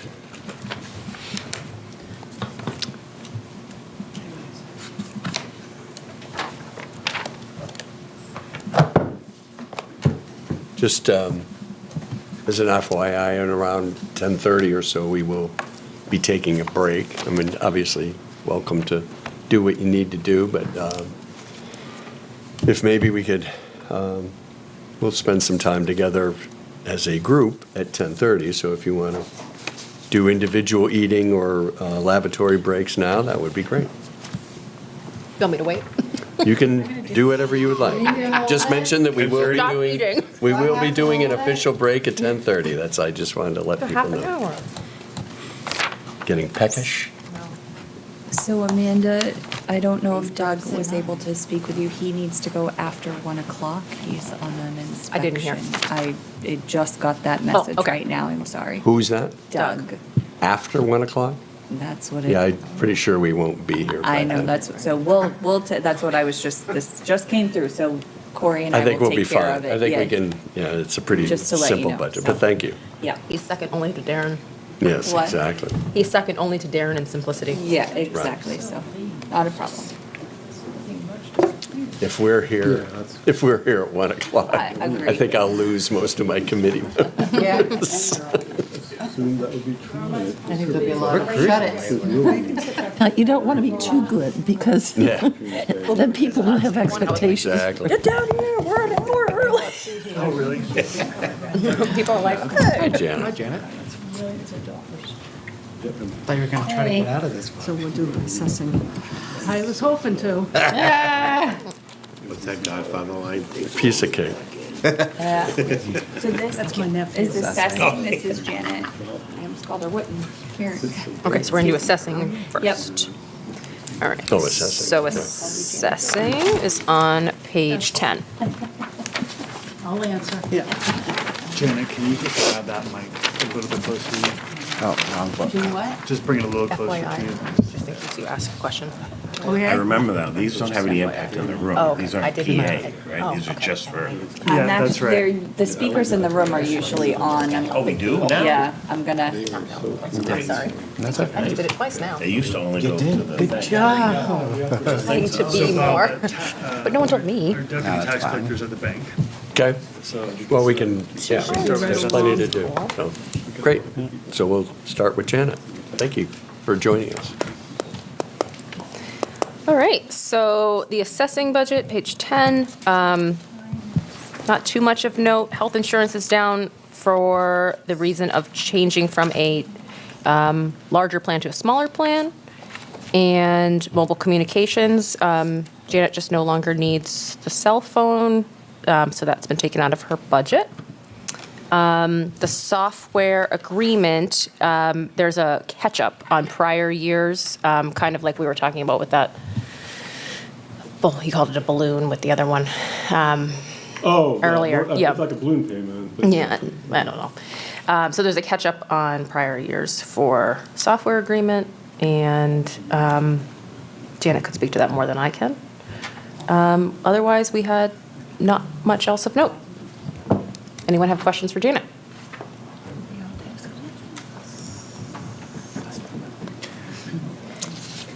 Simple enough. The contract services, just to clarify, they've just been hitting us with pretty big escalators for our appraisal software the last 2 years. So interestingly, we actually got our renewals in October, so I haven't had a chance to look at it yet, but we have to kind of ask the question of why are we getting these 10 to 12% increases here every year. We went to the cloud. That's definitely part of it. Cloud's more expensive, as I understand, but at some point it should level off. Most of our technologies are 4 to 5% a year, and that's pretty standard. But this is Part of the reason, if I may, is because they can. It's a limited market for certain types of software. The town website is one example. And it's much easier for companies that are running a business that's based in the cloud, which is called SaaS, software as a service, to say, oh, we just need more revenue, we're going to crank everything up. And if you've got vendor lock-in in some way, the cost of changing your service out for another vendor, that other vendor may be less expensive at the moment, but the cost of changing to them is significant, and then they could just do the same thing to you next time. So it's vendor lock-in, and they can do it. I think just the call also, I mean, I appreciate that, and I can't imagine us walking away from our appraisal system, right? But at the same time, when you pick up the phone and call and say why, they at least know you're paying attention. For what that counts, I guess. By all means, go push back on them. Yeah. And again, I work in that sort of space. It's like, there's opportunities to say, hey, look, can you give me a discount? And if you don't ask, you don't know. Yeah, that's a good point. Right. And you can't have a situation of anything other than a lock-in. It won't work under any other. Most of these, I'm using the town website because I know that better than this, but to get all the features that we're currently getting, it's baked into the vendor that's providing the services. Right. And so picking up the content is easy to move, but making it all work on some other site is hard. Yeah. And there's also a training aspect to it. It's like, we know how to use the assessor software or the GIS software or whatever the fire department's using. There may be opportunities, but it might take you, $30,000 to train all your staff up to go use that sort of stuff. So there's a cost of changing platforms that you have to consider as well. And the benefit or the price or whatever benefit is not great in any other option. That's one of the things you have to take into account when making a decision to change or not change. Right. And the vendor, yes. Yeah. Okay. Did you? No. Okay, Laura? Yes, the new health insurance number, 14,511. The new dental, 623. The new benefits total, 35,714. Assessing total bottom line, 267,652. 267,652, a 3% decrease. All right, on behalf of the subcommittee, I move the assessing budget of $267,652. Second. All those in favor signify by saying aye. Aye. Opposed? It's a vote. Thank you, Janet. Judy? I just had a question. Oh, sure. For our assessor. Do you find it any more challenging these days when you're working with our residents? I mean, you're. Nobody wants us in their house. I will say otherwise. Okay. No. One person wants us in their house. There's value. 16,000 people in one. There's value in there's value to the town to getting the assessor data right. But there's also value to the residents potentially, because as I look through my data, it's like, wait a second, this is inaccurate. And it turned out to be inaccurate. There were multiple inaccuracies, but it turned to be inaccurate in the town's favor. But now I know that I'm being taxed appropriately. There's no uncertainty in doing that. The other thing from a town benefit is I now have a better understanding of how the assessor's office works, and I can communicate that to other people. And I would say publicly on television, if you've got an issue, if you don't believe that your assessment is right, reach out. The process works. And so whatever fees are involved in funding the assessor's office, we, the town, get value from that.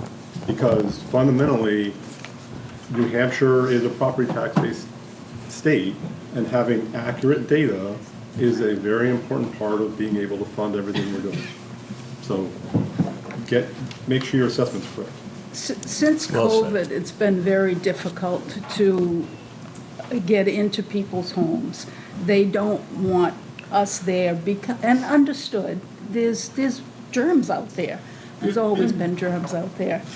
It's just that now it's a different view on them. And some people don't mind us walking around the outside of their house. Some people don't even want us on their land. It's hard to know what's there if you can't see it. You know, so yes, call. If you have a problem, call.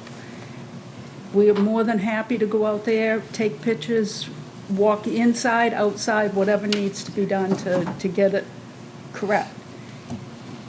But there's, like I said, people don't want us, they don't want us around. Thank you. I just always wondered what it's like to work, to be in your shoes, given that a lot of departments provide services that people value, and then you're part of getting the revenue that we need to provide those services. I'm the bad guy. That's okay. I can be the bad guy. Yeah. As long as people come in, they ask me questions, they might not like the answer, but as long as they leave satisfied, that's all I care. Okay. I mean, I can't make everybody happy, but if I can make them understand, that's what I try to do. Yep. Thank you very much. You're welcome. I think with the budget, I mean, the narrative that I've seen, though, that's the issue, is that the town touts how they try to keep the rate relatively even and relatively smooth. But the response of the public is, well, if my assessing keeps going up, then, it's counterbalanced. Tax this rate must idea be that, up. yeah, the tax, I'm still paying more, even if you're trying to keep the rate the same. And I think years ago, there used to be a bit of a gap between the assessing rate and the market value, and those things have basically. Last year.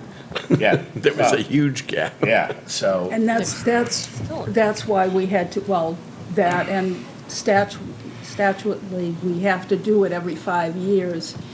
But we were down to 50%. Right. And that's not fair for anybody. unless everybody's at that exact, and they weren't. Right. And I think they agree with that until they see the number. Manufactured homes. You got to were- run the town somehow. Oh, I know. You need a revenue stream. The thing to keep in mind, to your point, Jay, is that, we're only allowed to collect so much based on the work that gets done here and what the voters approve for a budget. So we can't collect any more. So just because someone's value went up or the tax rate went up doesn't mean that we're collecting any more than voters approved. What's happening is in with that pie, Jay's paying more than me, or Janet's paying less than Dave, and the pie shifts. But just because your value went up doesn't mean the town is collecting any more than what voters approved in March. What I And think hear that's an a important piece lot, to remember. and it's exactly what you're saying, people will say, you made my assessment go up because the town wants more money, and that's not true. And I try to make sure they know that it is the budget. It's Right. what you voted on. Where I think, if you want it to scream, it's when your house value drops and we're still charging you. So then the pie becomes distorted. And you need another valuation. That's why the state tells us every 5 years, you need to do a check on this and make sure that the proper homes, the proper types of homes, the proper types of commercial are getting valued properly so that everyone's paying their fair share. And I think that's what it comes down to. And that's a good segue into the new committee that I'm on, Tax Exemption and Credit Advisory Committee. And Janet, you were just about to say something about manufactured homes, and I was hoping you could say that to this group. So They that, were actually hit the hardest because yeah, I'd like everybody to hear this, because this is important. This is why, basically, I think why this committee was formed that I'm on. But I mean, they were down to like 20 or 30%, and we had to bring them up to 100%. That's a big jump, even if it's only $100,000. To them, those mobile homes were $100,000. That's a lot of money. When you were first at 20, and now you're at 120, that's a big jump in your taxes. Yeah. So they were so what we learned is there's a lot of a large elderly community on a limited income living in a lot of these manufactured housing. And again, everybody's assessment went up, but theirs went up. I mean, I was like, really? I was really shocked at some of the values. It is what it is. How they got the numbers is not, for me to dive into, but the numbers came up to what they did. And so there was actually this group in town that suddenly were going to pay, their taxes were going to go up significantly. Where maybe ours went up a few dollars, maybe they didn't, but they were going to have a huge jump. And these are a lot of the folks living in these were elderly folks. And so it's just, like I said, just not a fair increase. So that's what this group, this TCAC that I'm on, is working to try to just make sure it's a fair assessment. They're still For them. selling for more than they're assessed for. It just totally, Yeah, it's- Nobody can afford a house in Exeter anymore, so they're living in mobile homes, so those have gone up. Now they I mean, can't live in that's- those. They can't even live in those either. I mean, can you imagine That's a housing problem in 250,000? New Hampshire, though, in general, rather than. And I think people newer to the community may not understand that are we still tied or somewhere with Rochester in terms of? Highest number. The number, the Yeah. highest number, so it's a I think we are the highest significant portion of the housing in Yeah. Exeter, even if you don't necessarily see it driving around downtown. We got a lot Yep. of mobile. So that affects why, certain properties seem to have pay more. But at the end of the day, yeah, it's important to know that there is this new committee, and they are looking at the levels that, in order to make sure that there's just a balance. We're not trying to give away tax dollars, but we are trying to make sure that the increases are fair across the board. Great. Excellent input. Thank you, Janet. You're Appreciate welcome. it. Janet sat in on a lot of meetings dealing with us, educating us over and over again. So tax collection? Wait, did we have a vote on? Donna? We did. Yes, I was wondering if we could actually go to Doug since. Oh, to Doug, oh, sorry. Okay. Good with that. You have time over there? You guys work it out. They're both, they're both gonna go quick. Do we want to vote on that? We We already did. Oh, We did. It was a while ago. It was a long time ago. It was pre-SUDA. All right, so we have Donna Bennett joining us for morning. tax collection. Good morning. Good I'm sorry, I morning. grabbed the wrong paper, so I don't know my bottom line budget, but I believe it's down. We'll be getting an update on it anyway. Okay. Biggest points we had were bottom of page 9. Biggest points we had were education and training good. is down. They're very well trained up and don't need as much training. So they reflected what they actually need there. Postage in this department is down, again, reflecting historical actuals. Not needing to send out as much mail. And didn't really have anything else big to mention. Donna, do you have anything you'd like to share? No, everything pretty much is steady this year. I don't recall if we had Donna in last year in front of you guys, because she No. was new and you weren't. Okay, No. So this is Donna Bennett. She's our deputy tax collector. Sorry, I didn't introduce I thought I her. Donna. recognized you. I was like, all right. So Donna was hired last September, started at the end of September, right? Yes. Yeah. And she's been doing a fabulous job. She loves munis. Love it. Really well. Yeah. But and we come along with that. But Hence it the less comes- training, Comes yes. with tons of experience. So her first 2 weeks on the job, you didn't feel like bringing her in front of the Inquisition? We were in retention mode here.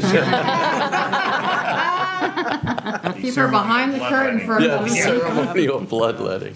Donna. She was in the subcommittee meeting. We met her last year. I was. Okay. Any questions by welcome. the committee? I just had just one. Sure. About is, so we have a offset for water and sewer here as well. It's like 50% of your time spent on I don't water know and how sewer? that part works, so I have to 25 defer each. that. It's 25% each water, sewer. So either, I mean, it's a 50-50 toss-up, whether it's the person walking in the door is looking to talk about their tax bill or their water sewer bill. So these folks in tax are completely in charge of collection of water sewer billings throughout the year. So that is their piece that of the. Pretty accurate then? 50% of the people want to talk about water and sewer versus? I would say, yeah. Depending on the Yeah. time of the year. Yeah, Next definitely. month, not so much. but- Okay. I just called curious. in for the first time this year. Yeah, I mean, water sewer Figured bills out. come out 4 times a Quarterly, year right? versus 1, so, Right. yeah, they're pretty good odds that it's going to be a water sewer question. Right. Okay, Laura. Yes, the new health insurance number, 41,763, 41763. The new dental, 1,828. The total benefits line is 71,771. Total tax collection? 136,811, 136,811. It's 0% year over year.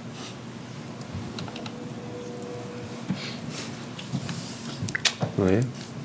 $64 difference.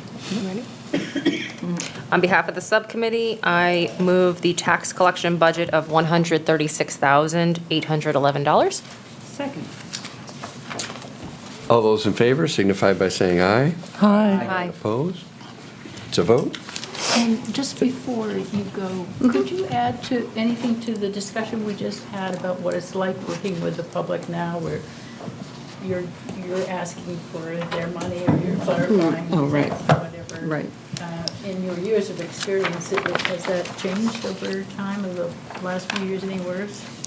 definitely the last year was much rougher with the mobile homes and the people needing help, and how do I go about applying for an elderly exemption, or what can you do for me to help this? So we've had a lot of questions about, some of their tax bills went up from July to December, like three times the July amount in December. So a lot of them had a lot of difficulties, but we just help each one case by case. And I think most of them are satisfied, I think. I mean, they're not happy, but I think they're satisfied with the help we can give them. And there are services in town to help with your stress level? Us? Yes. I'm not sure. Probably. Yes, those services will start in probably 6 hours. Yeah. Well, the wellness effort that the new HR director will help. Yeah, there is that, yes. You're welcome. And feel free to call anytime if you want to ask questions of us, we're here to help. Okay, great. Thank you, Donna. Thank you. Appreciate it. Nice to meet you. Call Judy if you're having a rough day. She's so good. Very calming.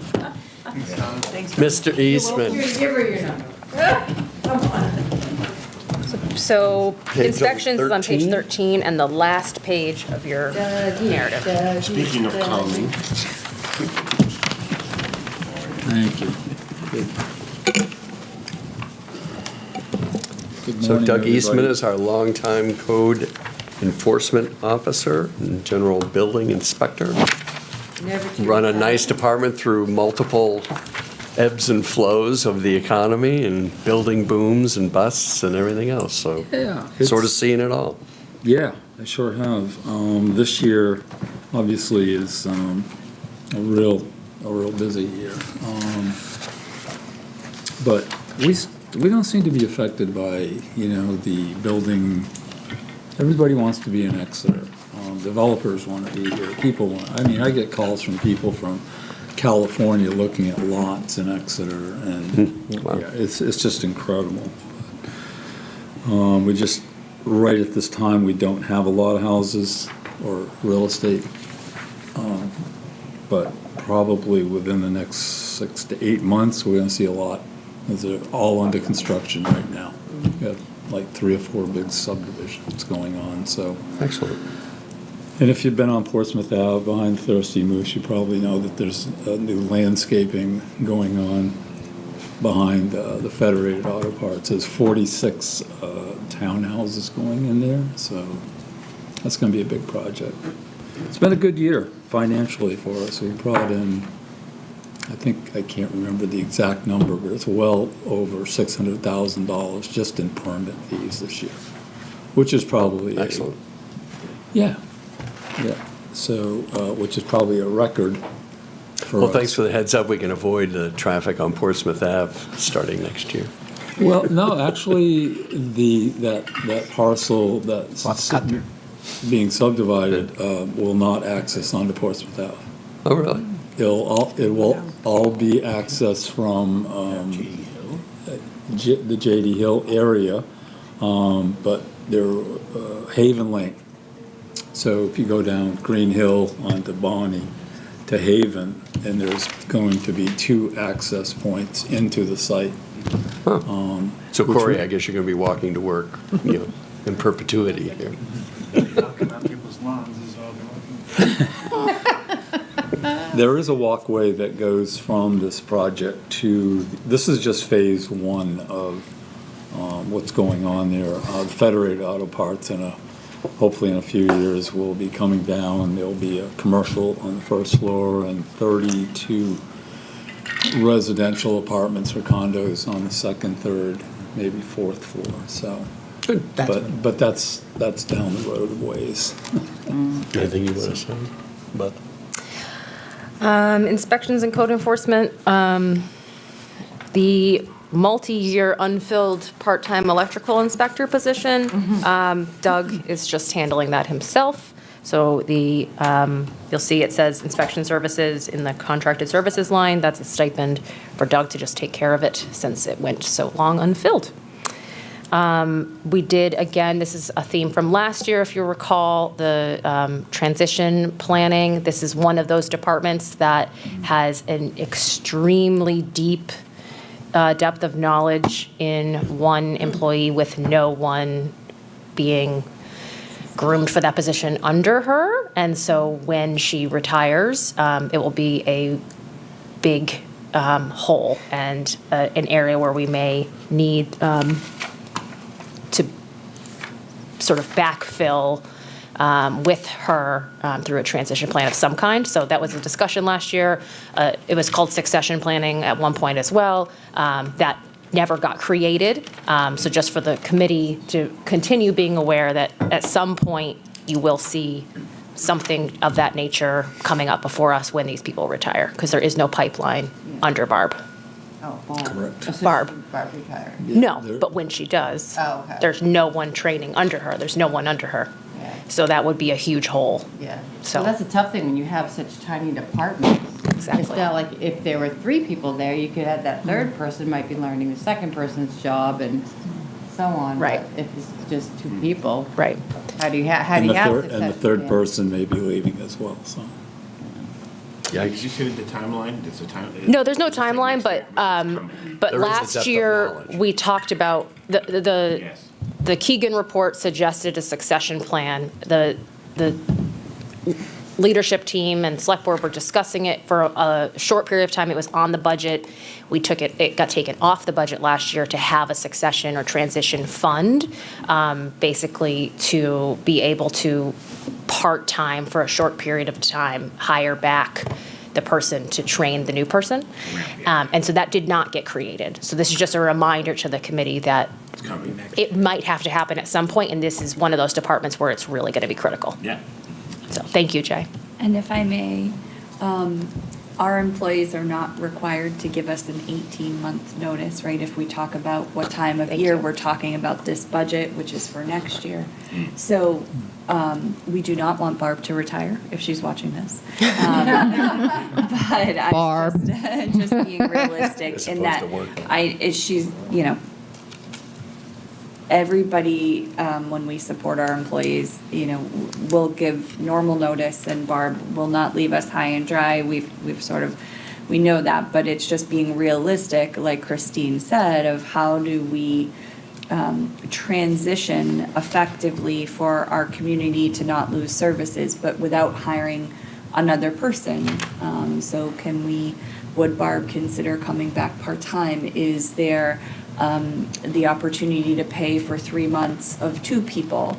Right now, things like that are not in the budget, and this is not the year for that. But one of the things that Corey and I have spoken about is potentially maybe next year, there being a line in the budget that is to help with some transitional services, because we can't afford another person, but can we afford a second person for a few months of an overlap? Right now, we don't budget those things, so. Okay. Okay. Laura? Okay. The new health insurance line, $29,021. The new dental, $2,410. The new benefits total, $71,493. The overall budget is $270,775. 270,775, a 0.8% increase.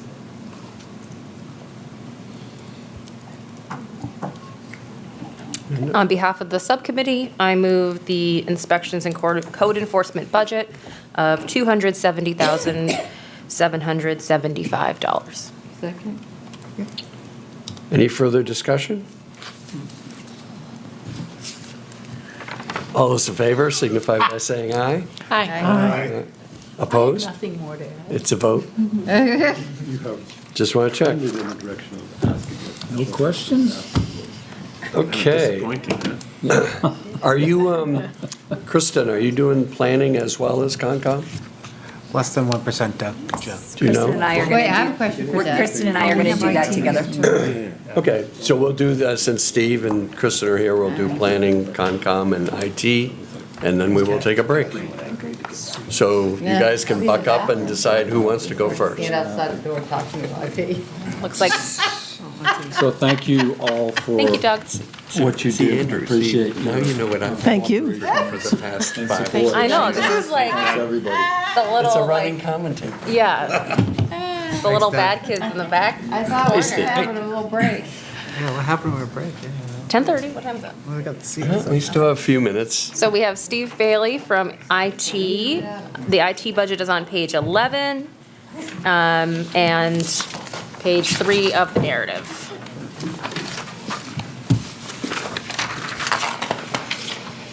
Steve also provided his own narrative, as did all the departments. If you have that available, I highly recommend pulling that out, because I did not copy and paste and repeat everything in there. He did an excellent job. There's a lot that's over my head.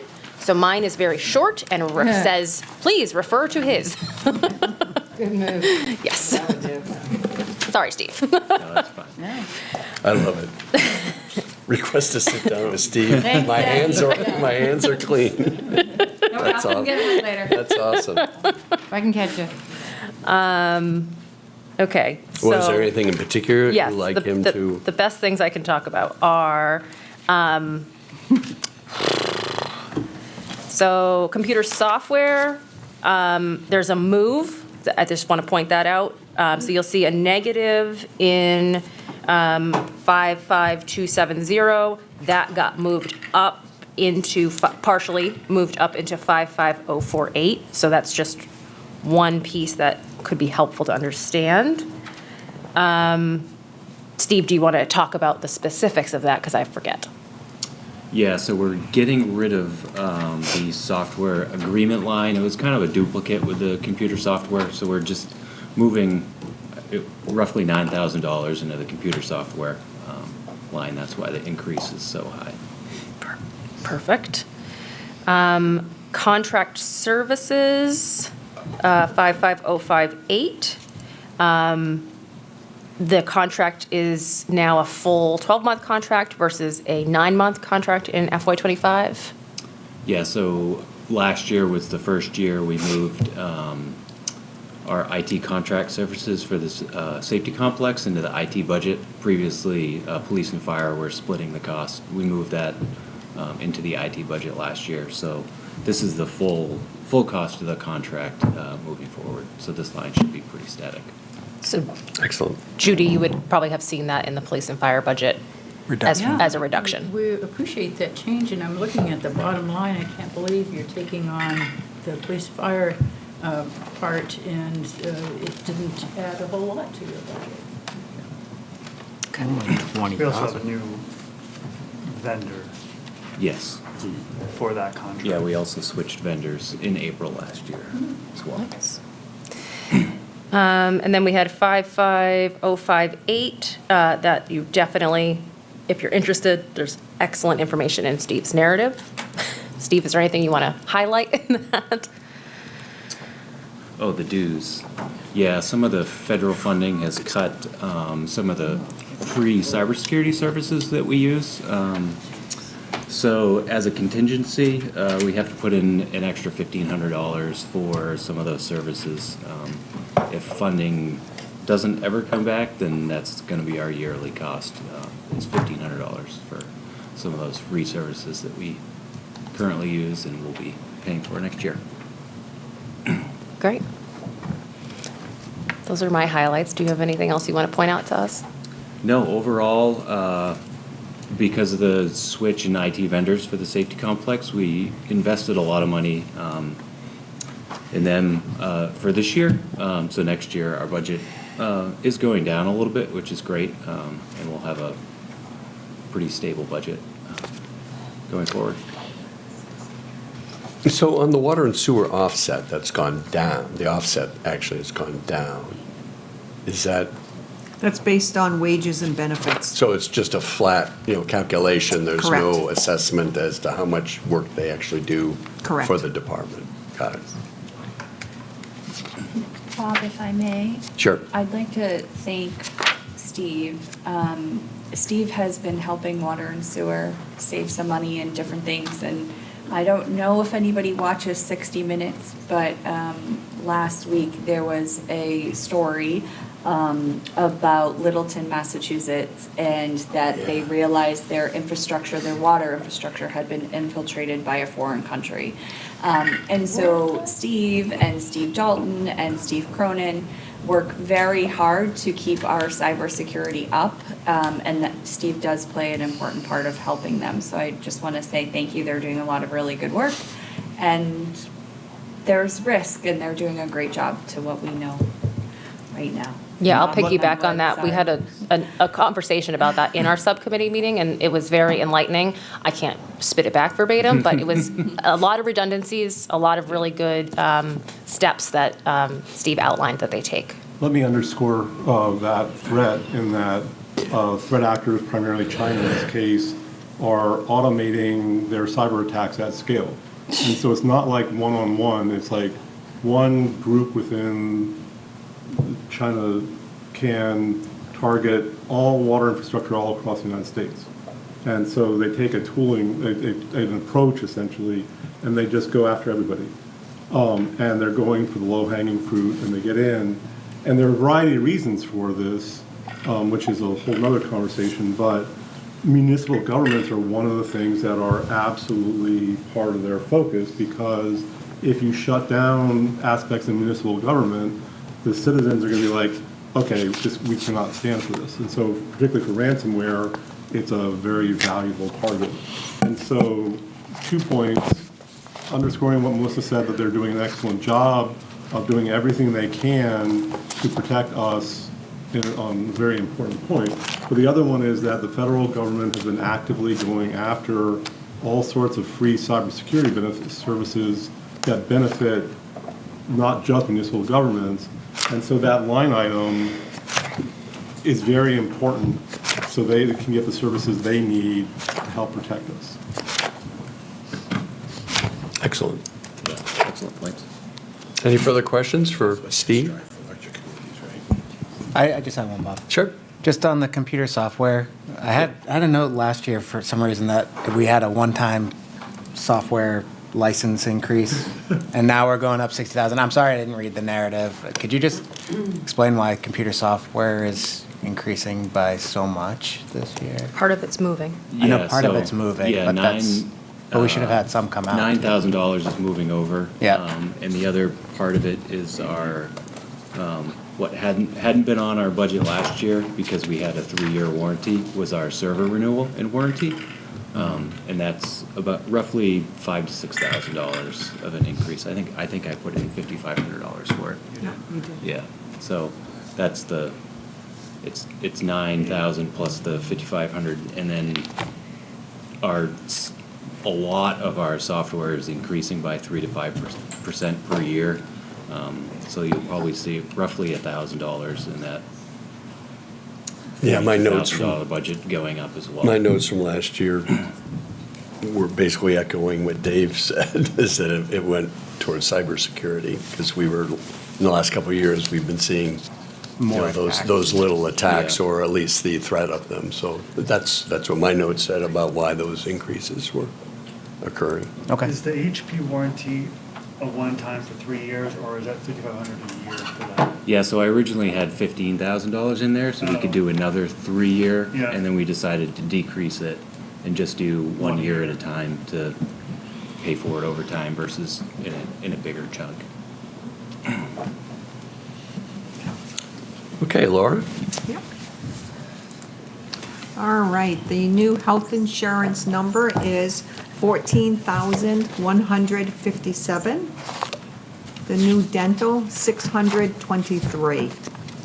The new benefits line, 51,435. The total budget for IT, 418,384. 418,384, a 2.7% decrease.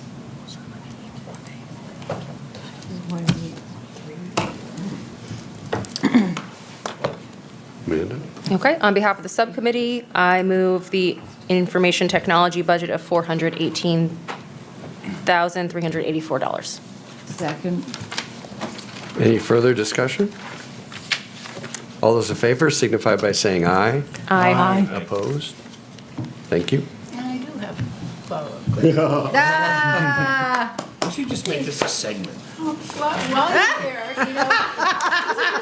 So you know when you have those reviews that says takes direction well? Not for Judy Rowland. That does not take She direction. read my book. In this position for a while now, and the department has had to cobble on things and work around and add and so forth. So how are you feeling now about what we have in place going forward? It's a slow process, but it's just a step at a time.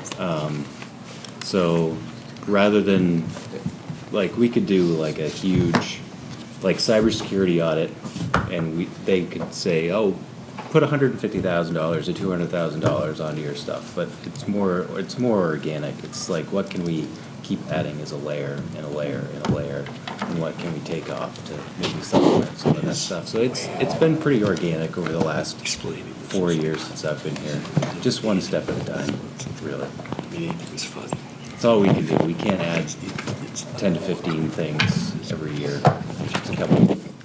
They're not always give you a menu of things they want you to do, and you have to. Yeah.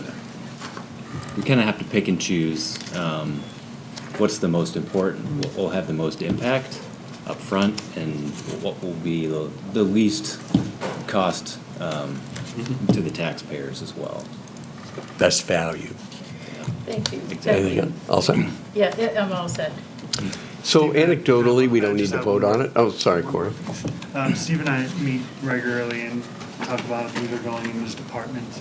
And he's also working on some sort of global measures for the town to continue to enhance our response to a potential attack, and making sure we have a good insight into what's going on and how we respond to those potential threats. So he's sort of always on the move with improving our status with IT and technology.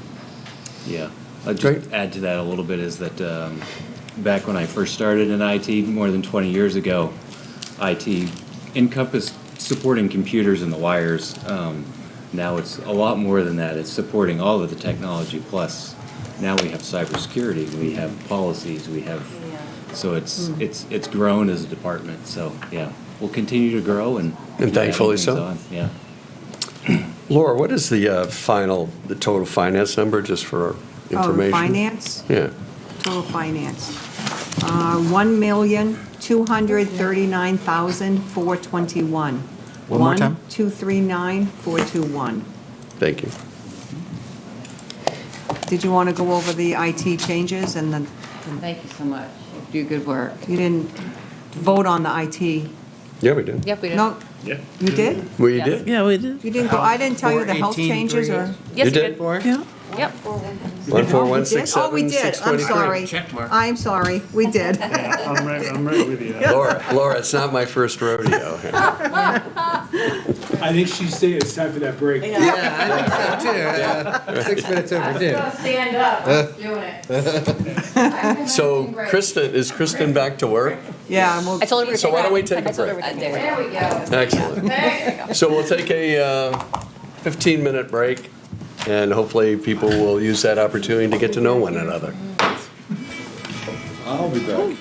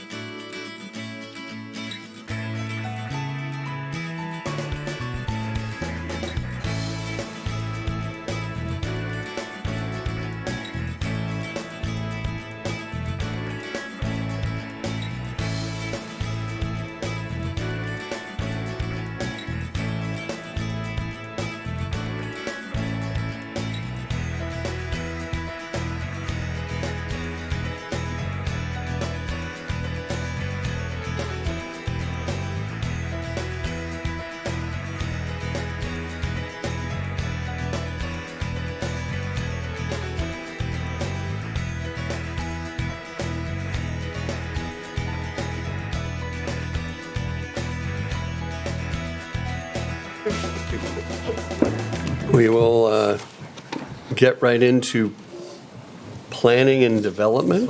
Oh. On page 12, Kristen Murphy will be taking the lead on this. Planning.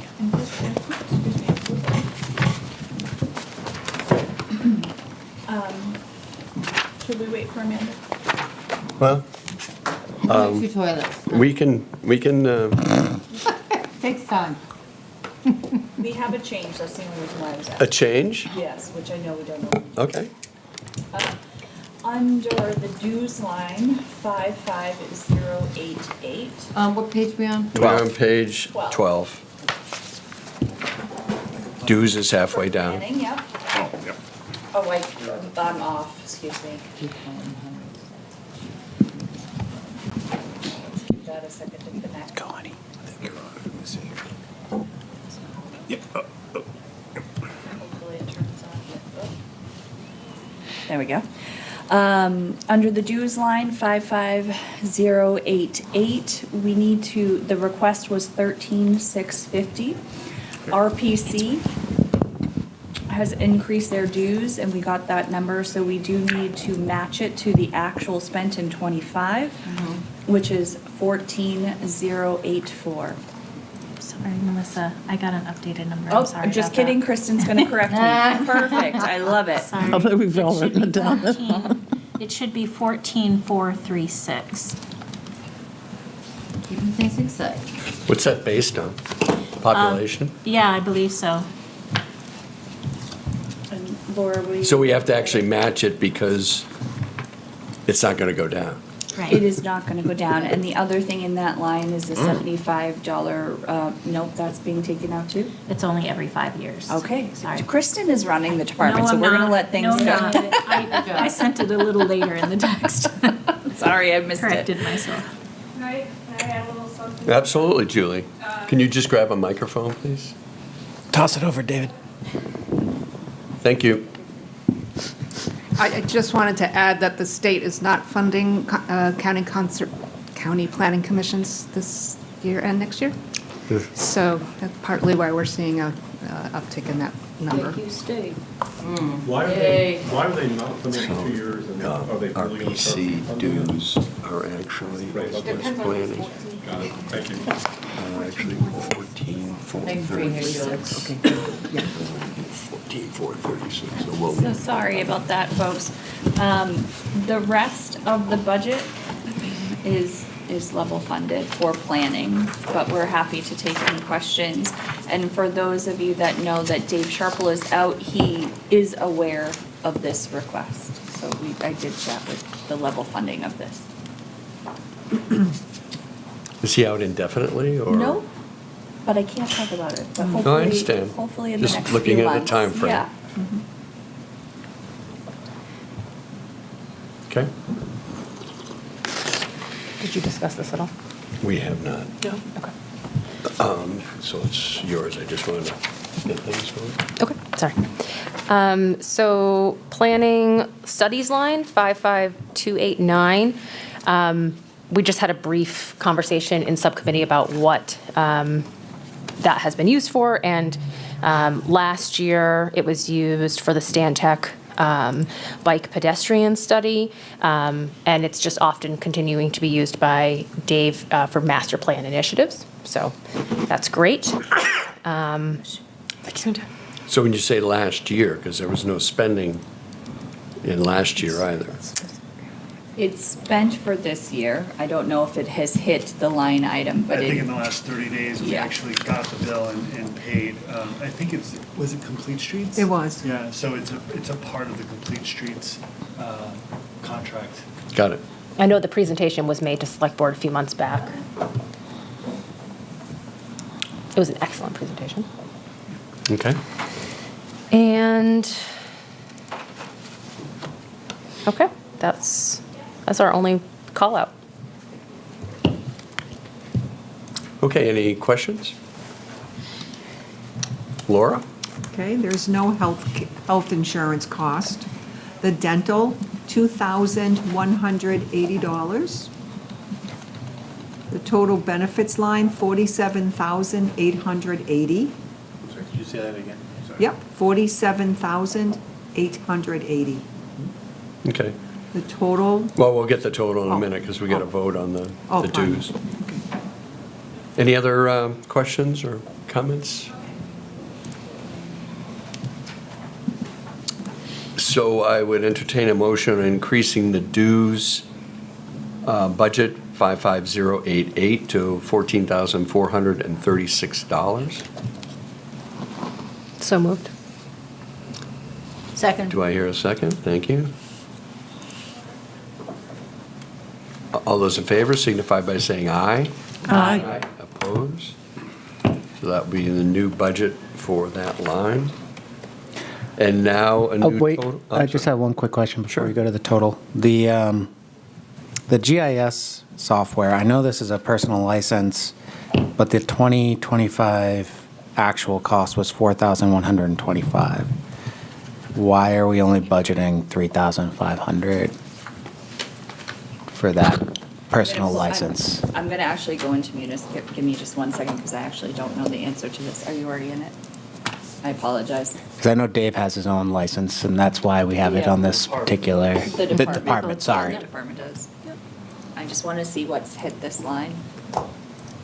it's Snyder Geospatial, GIS software. Yeah, both are. I don't know what the, do know. I don't remember. So there's $825 that we paid in this year. That was something they missed billing us on, or we missed in an invoice earlier this year from last year. Okay. So it's elevated for a, Just it's that. twice. And I'm sorry, I don't remember the particulars of why, but it was a prior year expense that we had to incur this year. Understood. So 3,500 is correct then? 3,300 was the bill this year. Okay. So should it be 3,300? Well, we're talking about software increases, so. We're expecting an increase there. There's potential, yeah. So we don't get all the increases Right. in our budget timeline, so. I think Understood. It's just about $200. We'll see. Hopefully it comes in at that. 3,350. Okay, Peter, stand down. Sorry. All right, new planning total? $323,601. $323,601, a 0.5% decrease. On behalf of the subcommittee, I 601. move the planning budget of $323,601. Second. Further questions? No, but if I may. I'm fine. You may. I just want to, I know I keep thanking people, but Dave is a pretty important person in our staff, and the entire building and planning department has stepped up. We have a person coming in 2 days a week, but that's only 2 days a week from MRI, and so their whole department, building, planning, conservation, everybody has stepped up to help cover for Dave's absence, and I just would like to say thank you, because he does quite a lot, and they're doing quite a lot to help us right now. Thank you. A lot. you. Thank you very much. Thank you. Awesome. And I was at a conference yesterday, housing conference, where New Hampshire Housing does sponsor some grants to communities that don't have a planning department, don't have professional planners, and they're not necessarily all tiny communities either. So to have a professional planning department is It's a good thing. huge. There's a lot done. Kristen's become somewhat of a subject matter expert on our public safety Complex. development. She's now sitting on some of our meetings and helping us wade through some site issues, so it's been definitely. A Jacqueline of all Yeah, trades. exactly. Oh, Jacqueline, I like that. I like that. All those in favor of the budget moved and seconded, please signify by saying aye. Aye. Opposed? It's a vote. Thank you. Now, on to Conservation Commission, which Kristen will also work on. That's on page 14 at the top. Okay, so the Conservation Commission, if you, again, look at the department narrative, it's really great for this one. It's on the back of my narrative, and it's on page 14. But the department narrative is really clear. The Conservation Commission had really wanted to do a few things in this budget that they forewent. It was a difficult conversation for them, and they decided to, for 1 year only, not host interns in 2026, so that will be back in 2027. So that's just a 1 year reduction of $2,530. They're putting off the staircase work inside Rains Farm, Rains Barn. That will impact their events somewhat for this year. And also, they are reducing the porta potties and some other pieces that they need to host as many events as they would like, and they're going to do fewer events. So you'll see that reflected in their, is that 55051 that's reflected in? Yes. Conservation Land Administration. Yes. So that, that committee did, some pretty hard work to keep their budget down. Yeah. I have a question. Sure. Go ahead, Chris. Thanks. The not having interns for next year, how will that impact you? 'Cause I was thinking they may help, I would assume, I shouldn't assume. I always say, when I say the word assume, I go, uh-oh, here we be wrong. But perhaps they help with like getting grant writing prep or grant writing search? Typically, we rely on the interns to help with conservation land monitoring. So every year, we go out and walk the boundaries of conservation lands to make sure there's not encroachments. There had been a gap of having interns since, frankly, 2020. This year, we brought them back, and we have quite a few letters that I needed to send out and follow-ups with abutters for encroachments. So there is potential of a 1 year gap. Having to do some back-end work to rectify encroachments on conservation land. I'm hopeful with just a 1 year gap, we can make it work. Yeah. And, I think the Concom recognized the importance of level funding their budget, and so they were willing to just say, all right, we'll deal with it as we can. But it is good to note that they'll both be back on the budget for 27. So this Is that similar to the staircase work, the decision to stand down on that for a year? Absolutely, yep. Can you give a little, update on where Rains Barn stands? Sure. Work going on? And Yeah, so hopefully you've been out on Newfields Road. The barn itself is the big red barn on the right side of the road across the street from the Word Barn. It actually is the entire farm, which is 50 acres, the area around it. We received grant funding and a town contribution to do major repairs to the barn. Most of it is done. The remaining work is just replacing some transom windows over the east and west gable end doors. Another window on the south side, and then the entire east face of the barn is getting clapboard repair and painting. And so once that's complete, the barn itself will be stable. The flooring has been done, the interior support beams are completed, and a whole host of work. The Concom was really excited to open it up this year to the public monthly moving forward.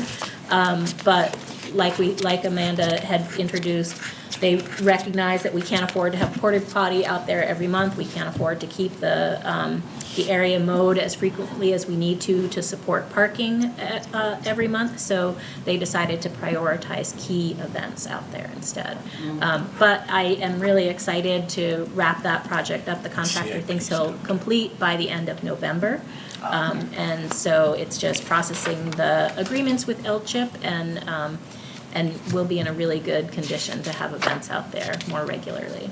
And they did also just create, bolster the area to have ADA parking right next to the barn. And part of the finishing project is the ramp right into the barn doors is being completed. And do you want to speak at all about any future plans for the Concom? I know there's been talk, I mean, you guys do. For events or? For events and just things at Rains itself, possibly. Yeah, how do people find out about those, for example? Yeah, so every department is challenged with getting the information out, but Exeter's lucky. We have Exeter TV, we have the bi-weekly report. We're very plugged into those. Planning and Sustainability has their own Facebook page, which we share among the different town Facebook pages. And so we do our best to get the word out that way.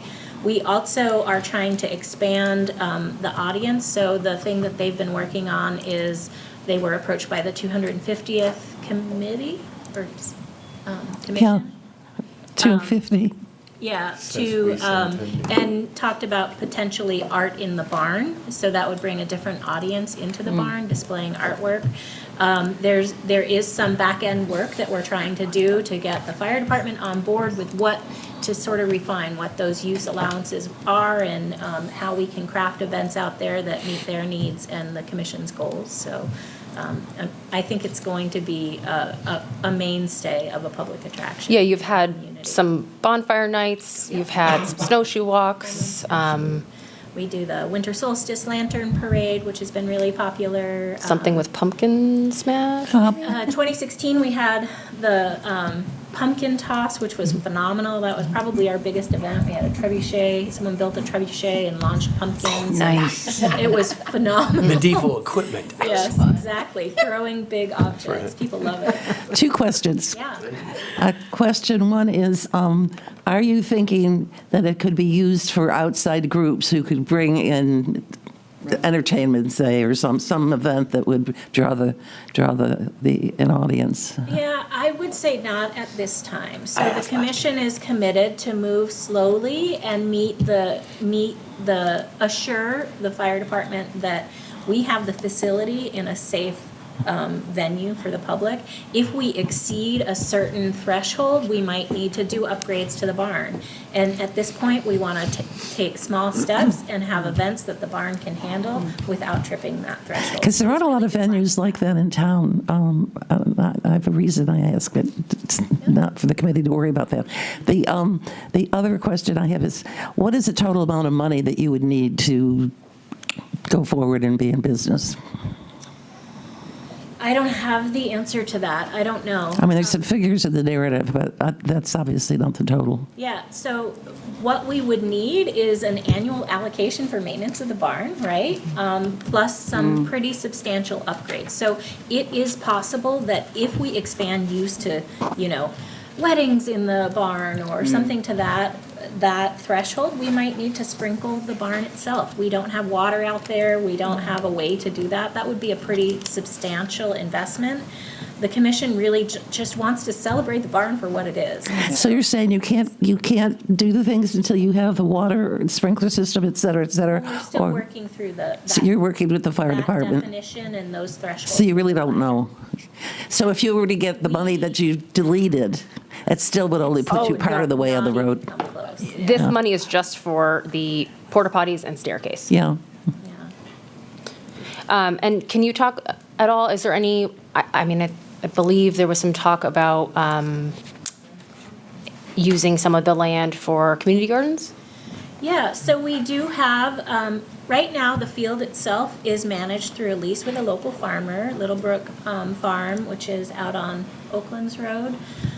And so we have an agreement with that farmer to set aside a portion of land down on the south side of the barn for community gardens. There has been concern expressed among a variety of people when we were first actively exploring this, that having a community garden that far from a parking area would be challenging. So at this point, there's no near-term plans for a community garden unless there's a group that wants to spearhead that. They're complicated. I know from my involvement in my community, Dover, we had a pretty active community garden organization, and there have been some tensions there. And so, like I said, back to what I mentioned to you, we really want to move slow and have this operational and a regular visitation spot for the community before we expand. Yeah. Great. Where you put in a pool. Right. Kristen, Judy? is the barn exterior secure enough now so you don't have a population of critters living there? Or do you have a number that move in every fall? We definitely do. It's not heated right now, so there really isn't an attractive, with regular use, that would be a strong deterrent. We clean it out before events. It's not, I wouldn't say it's a massive population of Skunks? no. It is a no. barn. It's pretty tight, but it's not as tight as your home would be. Can they pay rent? We should look into that. Yeah. I like your thinking. Hey, listen. Winter rental. All right, You're making do some work. let's move along. Amanda? No updates? No This is the updates. number. Nope. Okay. Then on behalf of the subcommittee, I'd like to move the Conservation Commission budget of $9,808. Do I hear a second? Seconded. Third. All those in favor signify by saying aye. Aye. Opposed? It's a vote. You want to do the renewable energy expense? Sure. Thank you, Kristen. Yep. Thanks, You did Kristen. good work. Appreciate it. What, should I fetch someone or? No, we're all set. So you're not Thank you. doing you don't do ZBA? No, that's usually Doug. Okay. No, it's usually Dave. All right, well, we can. Dave does all That's fine. these I mean, little it's, He must do it for yeah, Doug. 'cause it's Doug's fine. the ZBA coordinator. I don't think anybody's going to be Good, questioning yeah, the you're all legal set. notices. Negative. Thank you, Kristen. Go ahead. Why don't you do the next? Renewable energy expense, it's just a option for the Energy Committee. They used it for the Community Power Coalition, just potential grant matching, $1. So the subcommittee moves, on behalf of the subcommittee, I'd like to move $1 for the renewable energy budget. Second. All those in favor signify by saying aye. Aye. Aye. Opposed? ZBA? I'm just curious, like, what does it do? It's just, it's a holding line item in case we For ever leases need to and, do grant grants and matching. stuff. For, The Energy Committee. Renewable energy. for like the solar? No, they used it, most recently, my note is the community power. I don't think they actually, I don't know what they actually had to do with that. I didn't ask any, this was a couple years ago when we moved to that community power, do you remember? Yeah, Yeah, okay. when it was created. It's an option for citizens to. Yeah, I signed on. Yeah. I remember that. So I don't know what they did with that, but that was the example given. Okay, all right. Okay, ZBA? Pretty self-explanatory. Any questions? It's just our recording secretaries. It's all decreased, so it's like a -9% decrease. Negative 9% or a 9% decrease? Not a negative Negative and 9%. negative. I stand corrected. Hey, I can't leave a meeting without giving you a hard time. It's okay, I like it, that's fine. Who had 3 hours? Yeah. Go Or if ahead. I was sitting next to him, that would be different. One of these. Yeah, No, he'd be I'd have bruises. drilling me. Stop. He always got a two-person Stop buffer bothering between us Melissa. there. Leave Melissa alone. Gotta have Okay. thick skin to do this, right? All right. Go ahead. All right, on behalf of the subcommittee, I move the zoning budget of $3,868. Second. All those in favor signify by saying aye. Aye. Opposed? It's a vote. HDC? Same recording secretary decreases. What's up with Joanne? That- She's not recording? Right. So Corey is reminding me, thank you, that we went back and looked at some of our historic spending on some of these commissions and committees, and looked at what had been actually spent over the last few years. So some of that is reductions due to that historical review. Nice. Great. Okay, on behalf of the subcommittee, I move the Historic District Commission budget of $1,045. Second? All those in favor signify by saying aye. Aye. Opposed? It's a vote. Thank you. Heritage Commission?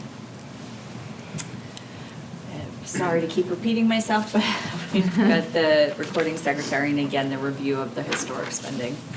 Okay. I did just have one question on that one. The Sure. grant matching, are we just not aggressively going after grants anymore, or? Heritage Commission, Julie, I would love for you to join us at the table next to a microphone. Julie is our select board rep to that commission. She may be able to answer that for you. And I haven't had to answer these questions since we hired Dave Sharples. That's what Laura was just saying. We do go Warm for, up either. we do go for annually a grant from the National Park Service. Not sure about the next couple of years, but we did secure, well, $20,000 for the HDC for a project this year. And it's to survey, do a historical survey of properties in historic districts for the commission to learn what's the character defining features, they call it, why this building is important to an important resource to the district. Here you go. So we're alternating grant matching between the HDC and the Heritage Commission. So the next couple of years, it's actually going to be the Heritage Commission. And the grant matching for this particular one is in kind for what we do, what our volunteers do, going to meetings and presentations. So all the money really goes to the consultant we hire. And it's free money. It doesn't actually show up in the budget because we apply for it, we get it, and we never see it. Okay, so it's in and out. Okay, all right. Paycheck. Yeah, no, just wait and just send it out, and Corey will tell you. So that's why it's not in the So HDC. it's a $1 because it comes in and it goes out and basically wash. And I'll tell you, we haven't really investigated other grants for different purposes. I think in a couple of years, we'll have something more substantial that, requires a 40-60 match, and the town has, we can't just use in-kind services for that. But not in the next couple cycles. Okay. The only other thing that I know we don't, there's not much, maybe I'll bring this up with the select board, but there's not much in dues. And one of the things for either that or the zoning board or even the planning board, there are educational opportunities through the Office of Planning and Development at the state level. Some are free, some are not. And quite frankly, our people don't take advantage of these learning opportunities. And I would like to encourage that, but I guess not this year. I'll find the free ones. For Heritage, there's still $100. We just had 200. We reduced it by 100 because people weren't taking advantage. But we did want to give those that had the opportunity. But this is when Corey and I went and looked at the historical spend and just kind of pulled it a little bit. And that's what happens. Nobody uses it. Sorry. So. But preservation conference that we had here, the Heritage Commission sponsored. We didn't make any money off it, but it really showed off the town. People were really thrilled. We got good feedback about it. So that's something, dues to the Preservation Alliance, something that we should keep up as a town. This year we get it for free because we hosted 200 people over the course of the day. It was, I think, their biggest attendance. We're very proud. Is that covered on Exeter TV or something? They were recording it. I Okay. haven't talked to Bob about the schedule. All right. There are different seminars and things like that. So. Amanda? So I gave you too much information for one It was simple great. question. Thank you for the update. Sorry, Emma. 15. Okay, on behalf of the subcommittee, I move the Heritage Commission budget of $1,379. Second. Here a second? Andrew? Thank you. All those in favor signify by saying aye. Aye. Opposed? There's a vote. All right, we have a few little administrative sections. Go up to page 35. 30. Under miscellaneous. And I was trying to see where that might end up going, but Actually, you know what? I'm going to table this until we, I'm sorry? Welfare. Yeah. Welfare. Oh, that wouldn't be under Chris's subcommittee? Oh, you want to do it mine? No, this Health and Human Services is half and So, welfare is right, half. so Health and Human Services is the funding that Christine does, and then the Welfare Department itself is under general government. Okay. Yes. Yeah, mine's Human Services Funding. We gotta change that name. I'm not gonna lie, Christine, we were just talking about that the other day, and we'd like to put them together at some point, but for this year, they are. We'll have a new name for you next year, because it's really good. Excellent. We'll, all right, so page 30? Page 30. So, for those that are new on the committee, welfare is required. Right, last year, we were able to separate the position from You have Pam? Nope, I'm gonna do it today. She's getting everything ready Oh, for yeah. everything. Awesome. So, we had a part-time welfare coordinator. It had previously been part of the senior executive assistant's role. And so we had our part-time coordinator, which she did a fantastic job, but unfortunately her family had to take a work opportunity with her husband about 2 hours away. So she left in September, or end of August, September. And since then, welfare has been being run by Pam McElroy.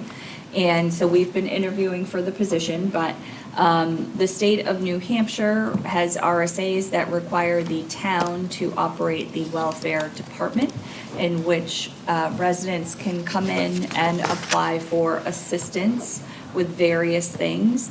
The main change in this budget has to do with the direct relief for rent.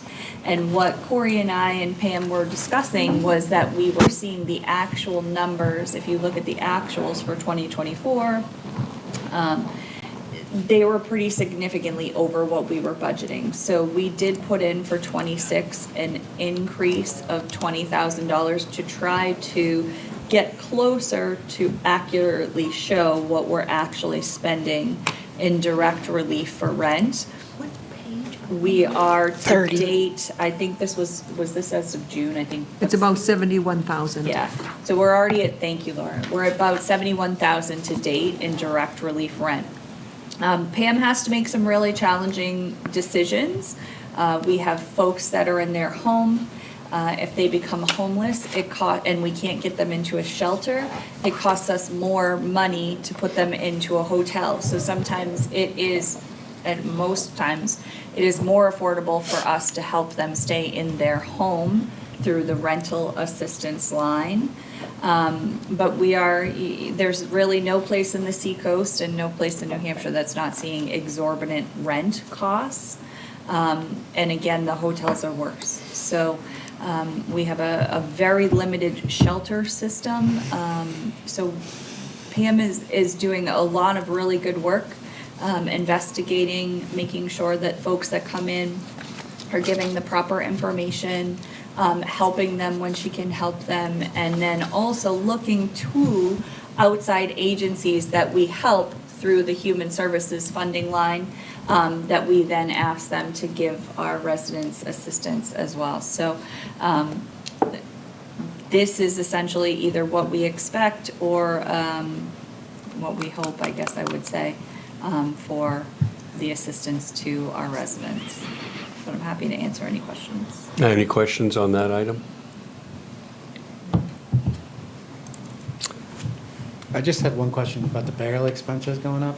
The what? Which one? Burial. Yeah. Burial. 55025. So I guess the housing went up, rent went up by 20, and then the burial went up by 1,000, but you wanted to reflect actuals, and actuals are higher the last 3 years than even the new recommended number. Yeah, so we're not able to reflect the actuals on everything. This was a higher year for burials, and we're seeing that. But if I did the actuals, we have to find it in the budget no matter what. Yeah. Yeah. Yeah. We probably get, everybody working with us, because it seems like we have great partners in the town and businesses and everything. Yeah. With the burials and all that, are they working with us? Oh, yeah. The New Hampshire crematory, yeah, yes. A lot more expensive if we had to do it ourselves.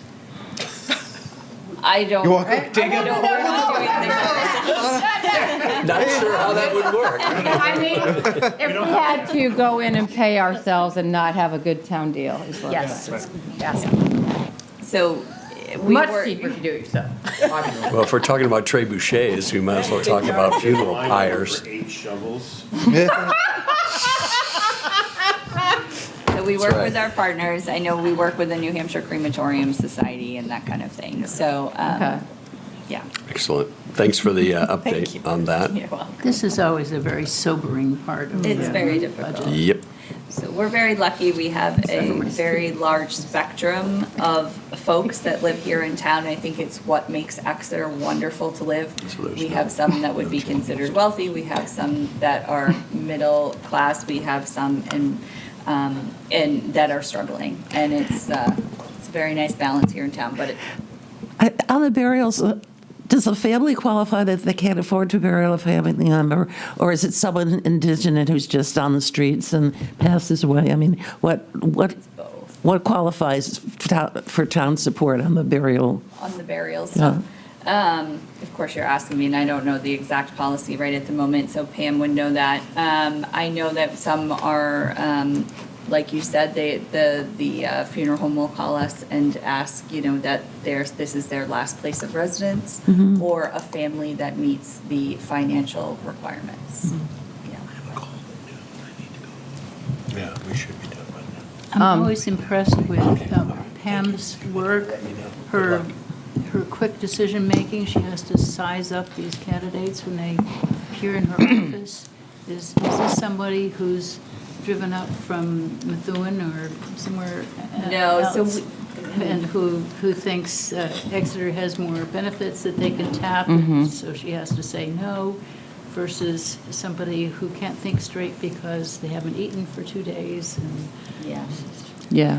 So, correct. So we service Exeter residents, and part of that is an application process and making sure that we can confirm that the person, at least their last residence, was here in Exeter. So correct, you can't come from another community. There's been a new state law, I want to say about a year ago, where if you've come from another community and you're trying to get support here, there's either a way for us to very kindly help them go back to their original community or to build that community. mental health, we call that bus therapy.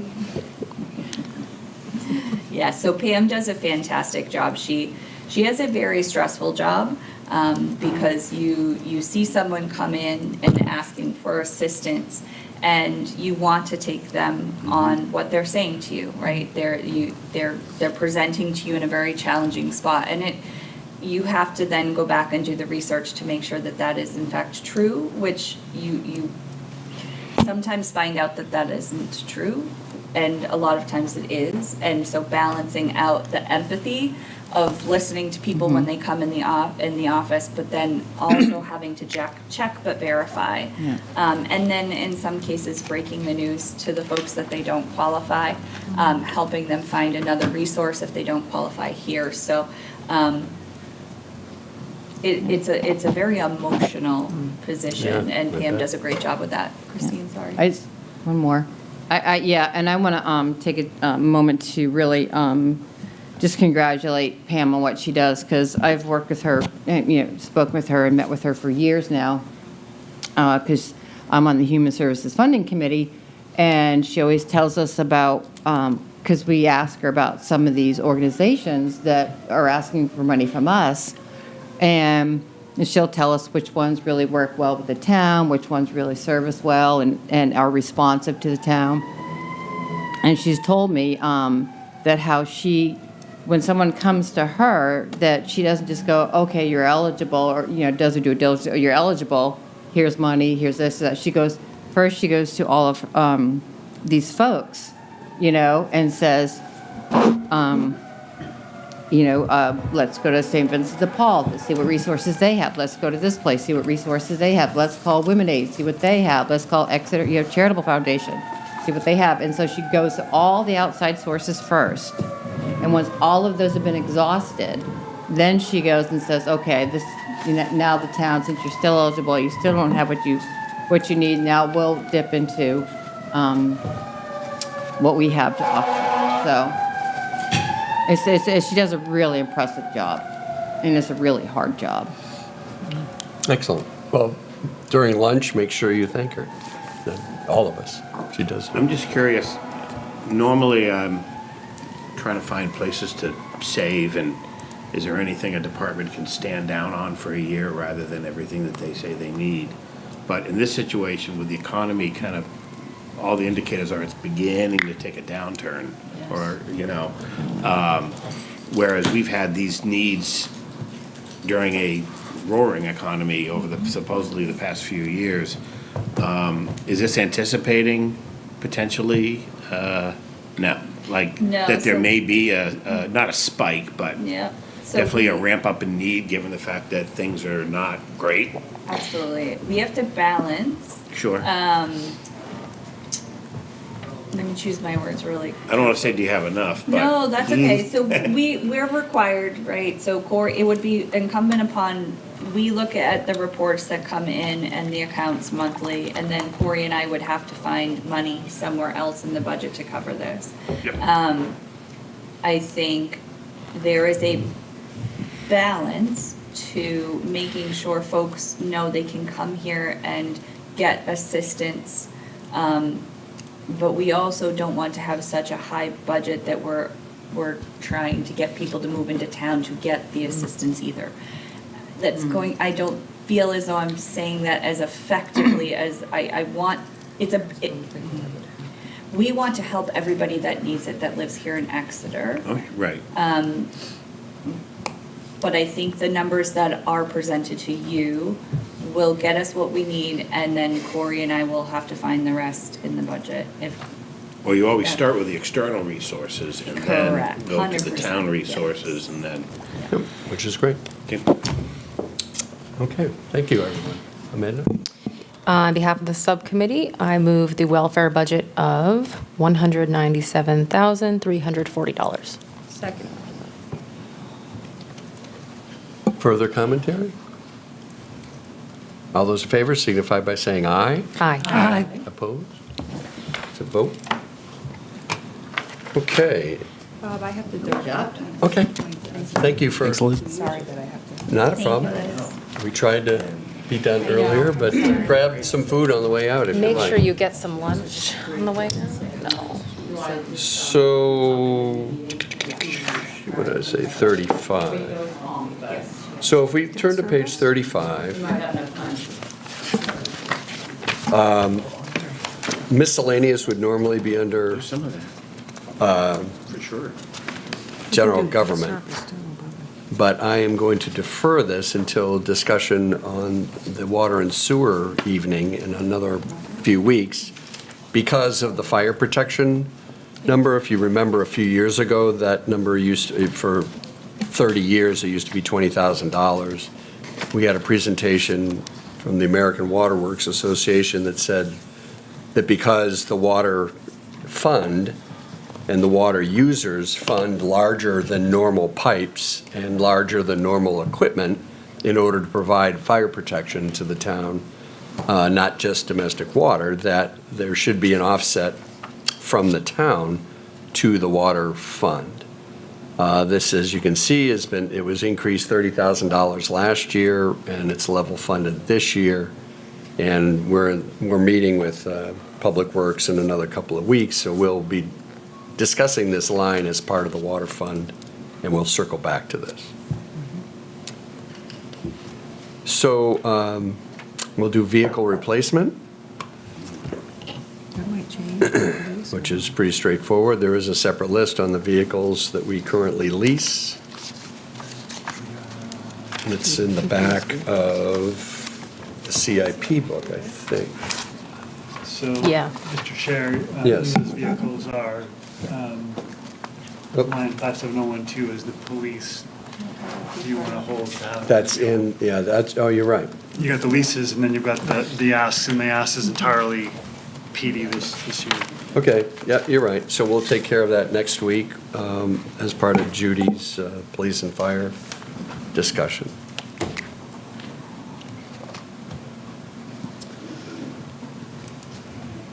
And don't let me forget that, Judy. It's on my list. Excellent, page Well, 35. well, the buyout might change depending on. Yeah, that's true, too. We could do debt. service. You could do debt service, Bob. if- Yep, I just want to make a note Yeah. on my police department. Could do cemeteries and capital outlays. Yeah, so we'll do capital outlay, which is, well, why don't you give a brief description of what that is?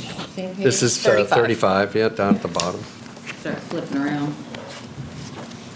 So we'll focus on the debt service part of capital outlay since we're going to wait on those vehicles, which is, that becomes part of capital outlay, but, yeah, debt service, is, as Melissa explained a couple weeks ago, it's sort of the largest of the drivers in this budget this year. We have first year payment in 2026 on the police fire substation, Linden Street Bridge rehabilitation, and the DPW fuel islands for a total, I think it was 1.6 something. 1.9, sorry, increase in debt service, offset by a couple of projects that we're done paying on in 2025, which are minor in comparison. I was sharing with Judy at the outset that if you were to take debt service just on the police fire substation out of this budget, the increase would come down to about 5.3%. So that's how much of an impact we have just from that one project. A necessary project, a project that the town has decided it values, but for a town our size, when you lop on a $17 million project with $1.6 million of debt service, it does a number on your operating budget. And we're paying till 2045. Sweet. Yes, 20-year. 1.6 million of debt service? That is correct, yep. Okay. So I will move the debt service number of $3,585,342 for FY '26. Second? Any further discussion? I would make one note, since we had taken out a bond anticipation note on the public safety complex last year in anticipation of needing some money, but not needing to borrow it all right away. And that came with $171,000 of interest costs for borrowing. However, through our banking partners, we were able to recoup over $130,000 of that in interest income. So our net on that was somewhere around $40,000 Awesome. of interest. So those are the types of things we're doing with our banking partners to sort of mitigate the squeeze. Great. Good. For these larger projects. Okay, moved, we still have a quorum. Moved and seconded, all those in favor signify by saying aye. Aye. Opposed? And then we'll do a capital outlay, down to the bottom of 35.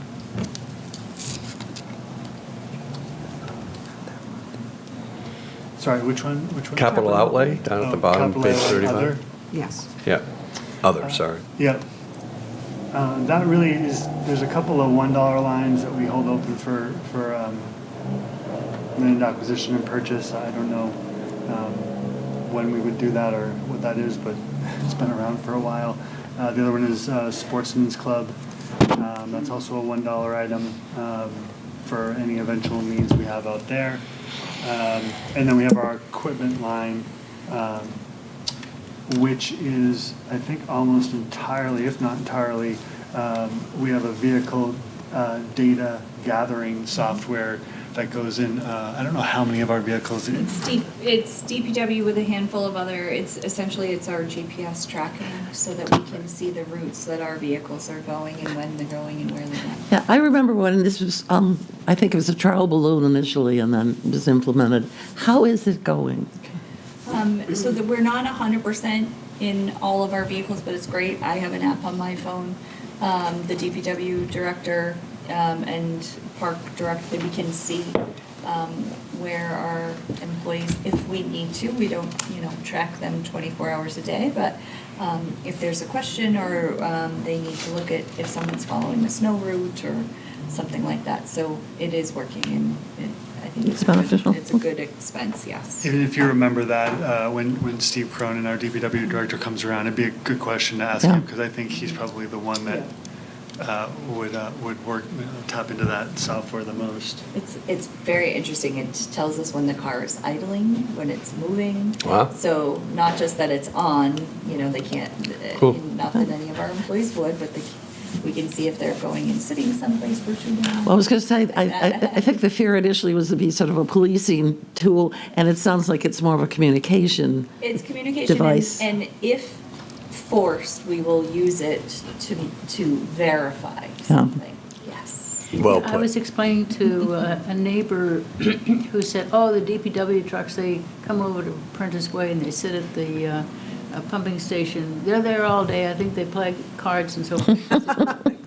You can investigate that through the town manager's office. They have software that will actually verify that or counter it with actual data. Yeah, I would send them Check that first to out. the DPW director because I have the numbers of the trucks, but I don't always know, is that a water sewer truck or a highways truck? So if you have a resident that would like to ask that question, I would start with the DPW director. But yes, we can look at that. And again, we try to be respectful to our employees, right? Only when questioned or asked or there's an issue, but it does allow us an opportunity to look something up if we need to. We do have a big presence on Prentice Way. You won't tell them which card game. I find it hard to believe that, people are hanging around all day, 'cause there's so much to do and so few. Yeah, I don't think anybody's hanging around. Right. It's in the mind of the beholder, so it helps to have data to. It's a common narrative. Right. Someone could be on their break, they could be talking about business thing that's going on, they could be Absolutely. taking lunch, I mean, you have no idea. No. Someone's Well, I'm going to move the capital outlay budget of $13,017. Want to be heard. Second. All those in favor signify by saying aye. Aye. Opposed? Okay, next page, page 36, payroll, taxes, and benefits. And we need to wait on that as we go through open enrollment to see how Okay. things shake out with our profile of staff elections. Okay, we can do that, maybe at the beginning of CIP or something. Yeah. Okay, unemployment? Nothing magic there. I'll move the budget of $2,568. Second. Oh, wait a minute. Nope. Those numbers have changed, Okay, the Primex numbers. Unemployment count? The new unemployment number is 2,822, a 15.4% increase. I will move that number instead, $2,822. Second? Second. All those in favor signify by saying aye. Aye. Opposed? Workers' comp, is that number still legit? Nope, there's a new number. Okay, The new number is 281,818, 281,818, 8% increase. I will move that number for this budget. Second? Suda. All those in favor signify by saying aye. Aye. Opposed? And insurance, A couple of changes here. okay? The fleet insurance, the first one, 55124, is now 13,917. The last number, the liability insurance, is now 103,762. That's the 37.7% increase Corey spoke about earlier. 103,000. 103,762. Somebody's driving crazy. Yeah, it was- Turning it into building. And the insurance total now? Yes, 120,680.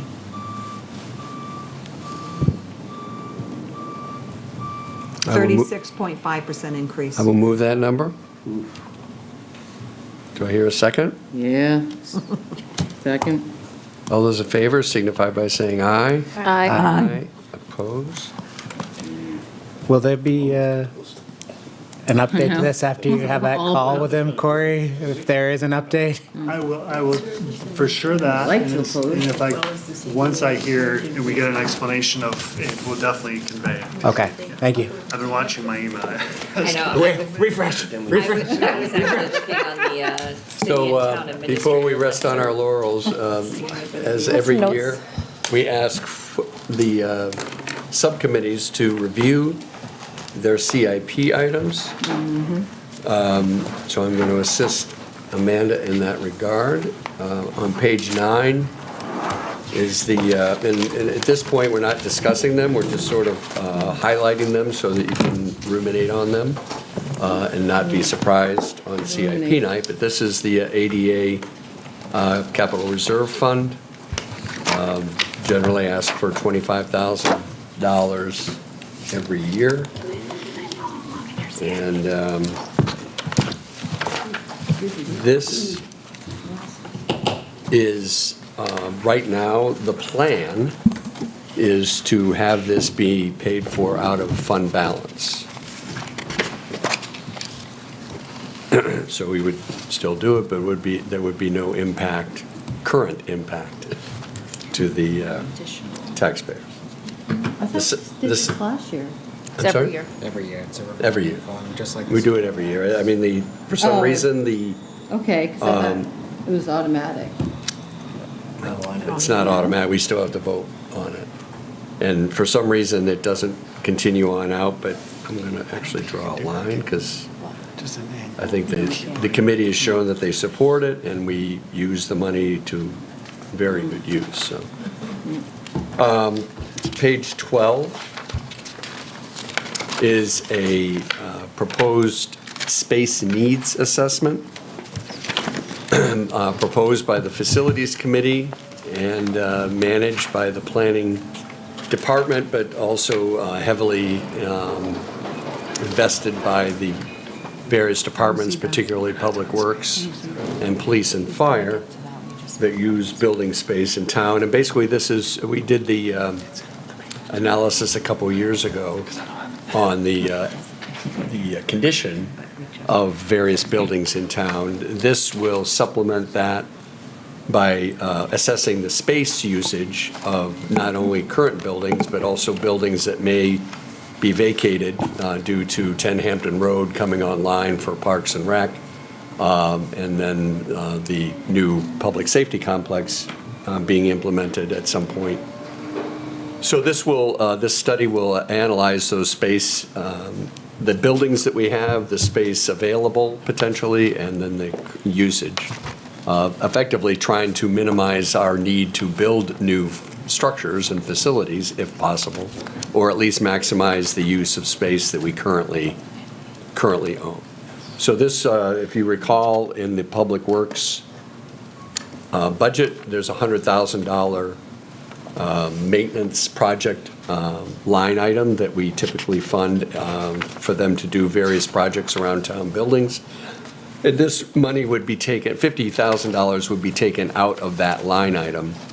So it would not be a warrant article per se, it would be a budget, I think, it'd be a budget. It would be, yeah, it would be part of. So the it'd be paid budget. for out of that. I've asked that we actually add a new line underneath the miscellaneous maintenance projects in the budget book so that we can track not only this number, but also the projects that maintenance continues to do in 2026.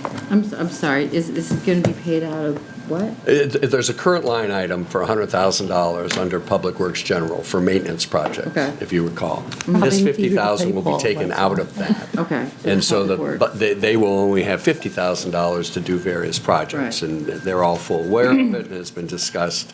But this will not be a necessarily, it'll be a CIP item, but it's not a warrant article. And then the last item is the, on page 15, is the, no, that's not right. It's not page 15, page 13. Right? Yeah, page 13 is the pedestrian improvements project proposed by the planning department.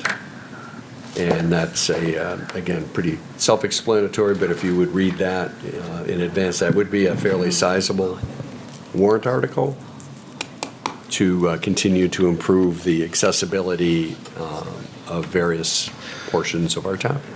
And contingent upon the, I was just gonna say, this is a TAP grant that was submitted, and we have preliminarily been told that we received the TAP grant. But Really? Yes, we're going through that process. So the project total, I think, is about 1.3 million, and of that, we would be on the hook for about 266. So Is this in front of the game store? Where is this? this is over by like Agway and Enna, the railroad tracks, Yeah. all of that. With There's that really crappy, yeah. no way to get down. I forgot Enna was actually here, but yeah. Well, that would be great. Sorry. Yeah, no, this project is way over there. Oh, come on, Yeah. jump. Yeah. So, That's what my we kids talked do about on what their Dave bike. Sharples does. He put this in and was successful. We're waiting for final approval or final acceptance, I'll say. But it is our understanding that we were awarded it. Oh, that's People awesome. flying around That's really that awesome. corner going, Yeah. Oh, I know. Another thank you to Dave Sharples. So the last item, I mistakenly had it in my head under parks, but it would actually be under planning, is the Pearpoint Park Design and Construction on page design and 11. engineering. Design and engineering. Not, what are you looking? What page? 11. page 11, You've gone back, okay. so it's just design and engineering, not construction. Correct. And I have an issue on that one. Before we hear this on CIP night, I would like to have the committee or the select board go back to the donors to talk with them about possibility of their funding this or a significant portion of it. Usually, when property is given to an institution, a university or a church or whatever, it is, the expectation is it will be sold, the money will go to the institution, or it is given with a sort of an endowment. It's given in good condition or with monies to get it up into usable or saleable condition.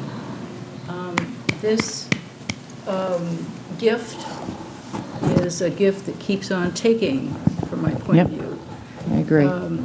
And it would be helpful if the givers would consider what they could do to get their gift in usable condition for the town, whether they would agree to fund this particular cost, or if, they got a considerable tax benefit for their gift, and they will not be paying taxes to the town for the rest of the time that they might have been holding the property.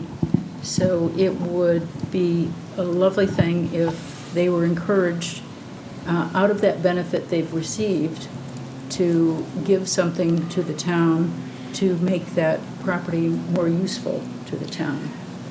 Bob, sorry, Christine. well, let's hear from town staff. I was just gonna say, so, town staff would not be able to encourage them to do that. The gift that was approved by the select board to accept. Could the committee? That it, yep, the residents can. I'm just letting you know that the donation was the land itself. And if you or anybody as a resident would like to go back to the owner, I'll go with you. but the town was aware when they accepted it. I would say that the other piece of it is when the select board accepted it, the property in the park, Judy was about that. there was discussion upon what priority the park would take in order of projects, and so that may be a discussion on, the Pearpoint Park Committee is going to be coming to present this to you folks, so you would be able to ask them, and then you would be able to ask the select board if you feel that this is not the year or something like that, you could. Well, I think the point Two of them are on the of us committee. bringing, the point of us bringing this forward now versus just on CIP night. Correct. Is so that now there's a lag of time that either through the committee or some mechanism that this information, so that we're not, deer in the headlights on CIP night. Yes. Well, wait, I didn't know this was an issue. So however that needs to happen, I mean, we do have folks here who are on the committee, so presumably that will make its way back and can be addressed a little bit more completely. So, but Yeah, thank I you for mean, the update. donors, we're doing a wonderful thing for the town, and we want to make sure that the wonderfulness continues, and they could help significantly with that. Or I'd like to find out if the committee could go back and get information from them about, would they further help out the town with a contribution of support to Yeah, make this. thank you, Judy. That's a great question. I think Yeah. this is exactly the time to bring up Yep. questions about the project that you'd like subcommittee. I will be recusing myself when we actually get to the discussion, but I can write down the questions right now that we want to bring back to prepare them for questions. So thank you for the question. It's an excellent question. Chris? Okay, I'm gonna spin on that a little bit. I agree 100% with Judy. I was against acquiring that property since we have a park at the end of the street. And the condition of that land was terrible. It's a rocky slope into the water, and it's small, and obviously would need a lot of investment to make it into something that was a little mini park as opposed to a revenue-producing tax building, commercial building. And I felt like we were doing the sellers, the owners, a favor, honestly, by taking it off their hands. And I strongly believe in going back to the owners and saying, will you help contribute to the building of this park? Because, I mean, this isn't just a nice, flat, grassy piece of land that abuts water. This is a mess. And I honestly believe we did them a favor. And I don't know if people are on the committee, the Pearpoint Committee, is it? If they're willing to go back to the owners, I mean, if they're comfortable with that. If they're not, I think Judy and I would be happy to very nicely and thank them and then ask them for their support in making this happen, because this is I don't want to just put it off for a year and then spend the money. I would like to, see a little more. Yeah, I think that's a great, it's something we had not even known to consider. So this, now I'm speaking not as subcommittee, but as being on the Pearpoint Park Committee. And again, when we get to that night, I'm going to be sitting over there. But that's not something that had been discussed. The next meeting is next week. I'll definitely bring that. I'll tell Steve about it right away.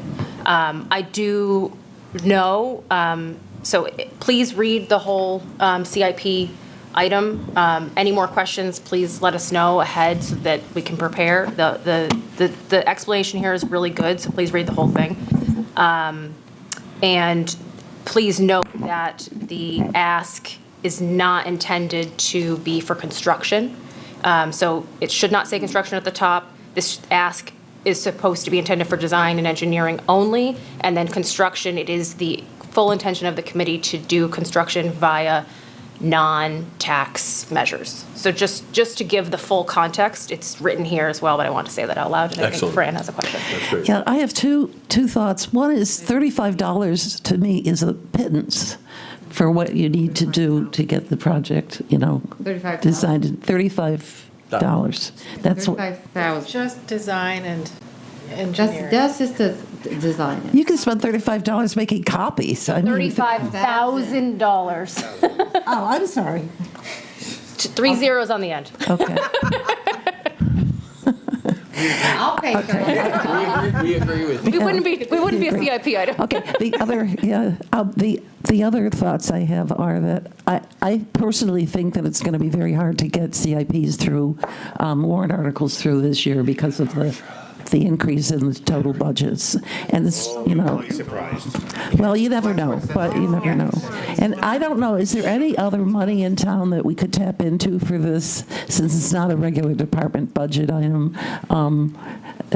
I don't know, we have this big general fund, we've money. I mean, it's not like the town doesn't have money. Well, that's a good question, and you can ask that way. Sorry, what was the question? I was having technical difficulties. So are you talking about for Pearpoint Park, correct? Yeah. So I think are there other sources of funding? I think one of the reasons it seems to me from watching and listening to the Pearpoint Park Committee meetings for the $35,000 request was to then use that design and engineering to go and get grants such as, excuse me, LWCF, which is Land, Water, and Conservation Fund through the state of New Hampshire. In order to go for something like that, you need to have some sort of plan of what you'd like to do. And I believe, I don't want to speak for the committee because I'm not on the committee, but it sounds like this request is to design a plan that Melissa. they would then use to go get grants elsewhere for the construction later. I don't know if. To clarify, I think Fran's question was, is there another way to pay for the $35,000 out of the town budget some other way? I think was Fran's question. Do we have, excuse me one second, are we doing this on a fund balance? I can't Ask the remember. What is donors. Well, I think that in the next 3 weeks, that would It's a be warrant article. certainly worth getting that feedback. It will happen. Which one is it? It's, PowerPoint. Yeah, just thinking that I there's just, Fran Parks had a and Rec different budget question. that Yeah. may The park and rec budget, is that what you said? Yeah, Re- exactly. the There's already a revolving- Parks and Rec's budget. Do you mean the park improvement fund? Maybe, yes. That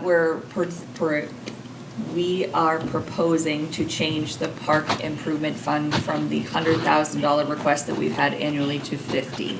So if you were to move this Pearpoint Park request to that would essentially wipe out Park and Rec's access to any improvements or things that need to be fixed within the parks. But I guess it could It's not to say stay it couldn't be done, I'm just letting you know, we're already presenting, it's one of the places. we Again, cut. the reason for bringing this up Yeah, tonight but or we'll look today at it. is that if you want to keep Parks and Rec at 100 and take the 30, again, it's all, at this point, that would be coming out of our pockets. Fran's, I think, angle was, are there other ways to pay for this besides on the taxpayer's back? Put a little scan code in front of it for a GoFundMe page. Exactly.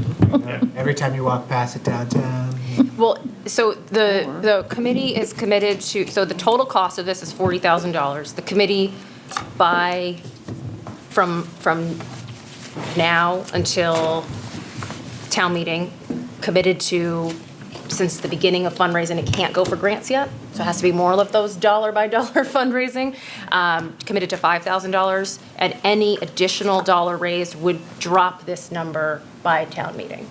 So they didn't want to overcommit and say, we can definitely do 20, but if it's 6, if it's 7, if it's 702, that will be reflected in reducing this number. Okay, then. Yeah, the donors. But these are all great questions that I want to bring back. The donors could even do a matching. They could. Okay, well, that finishes our deliberations for today. Thank you, everyone. Good job. And thank you to Melissa, Corey, Laura, for your support throughout the morning, and Nancy and Julie and Abstentia Nico for supporting our efforts as a select board. And thank you to Amanda, Anna, and Dave for the subcommittee work. So we do have lunch that the town has put out for us. So if we want to stay for an extra bit, that would be great. And our next meeting will be next Wednesday, the 22nd? 22nd. 22nd of The Hot Shot October at Subcommittee will be 6:30. performing.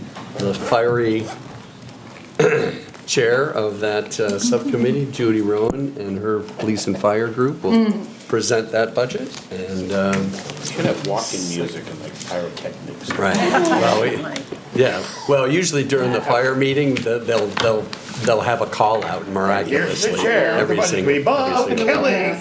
So, having said that, we will adjourn till next Wednesday, but I will entertain a motion to adjourn this meeting. Second. Moved, second, and we'll see you next week. Thank you. Thank you for Bob. tuning in Good. to Exeter TV. Exeter TV is the town's public and government access channels, available on Comcast Channels 6 and 22. Channel 6 is your channel. If you have an idea for a program, want to host your own talk show, or submit a film, we're here to get your content on television. On Channel 22, we bring you live and replay coverage of government meetings and other town updates. A third channel, Blue Hawk Media, is operated by SAU 16 and can be found on Channel 8, with all your school sports, events, and meetings.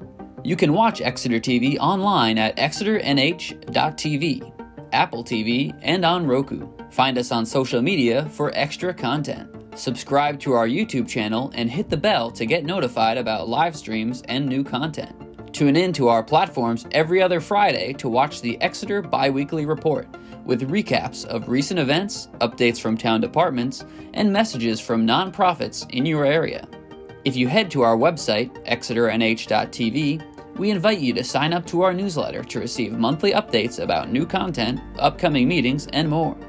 We'd like to thank you for taking the time to watch Exeter TV and hope that you tune in to our other content as well.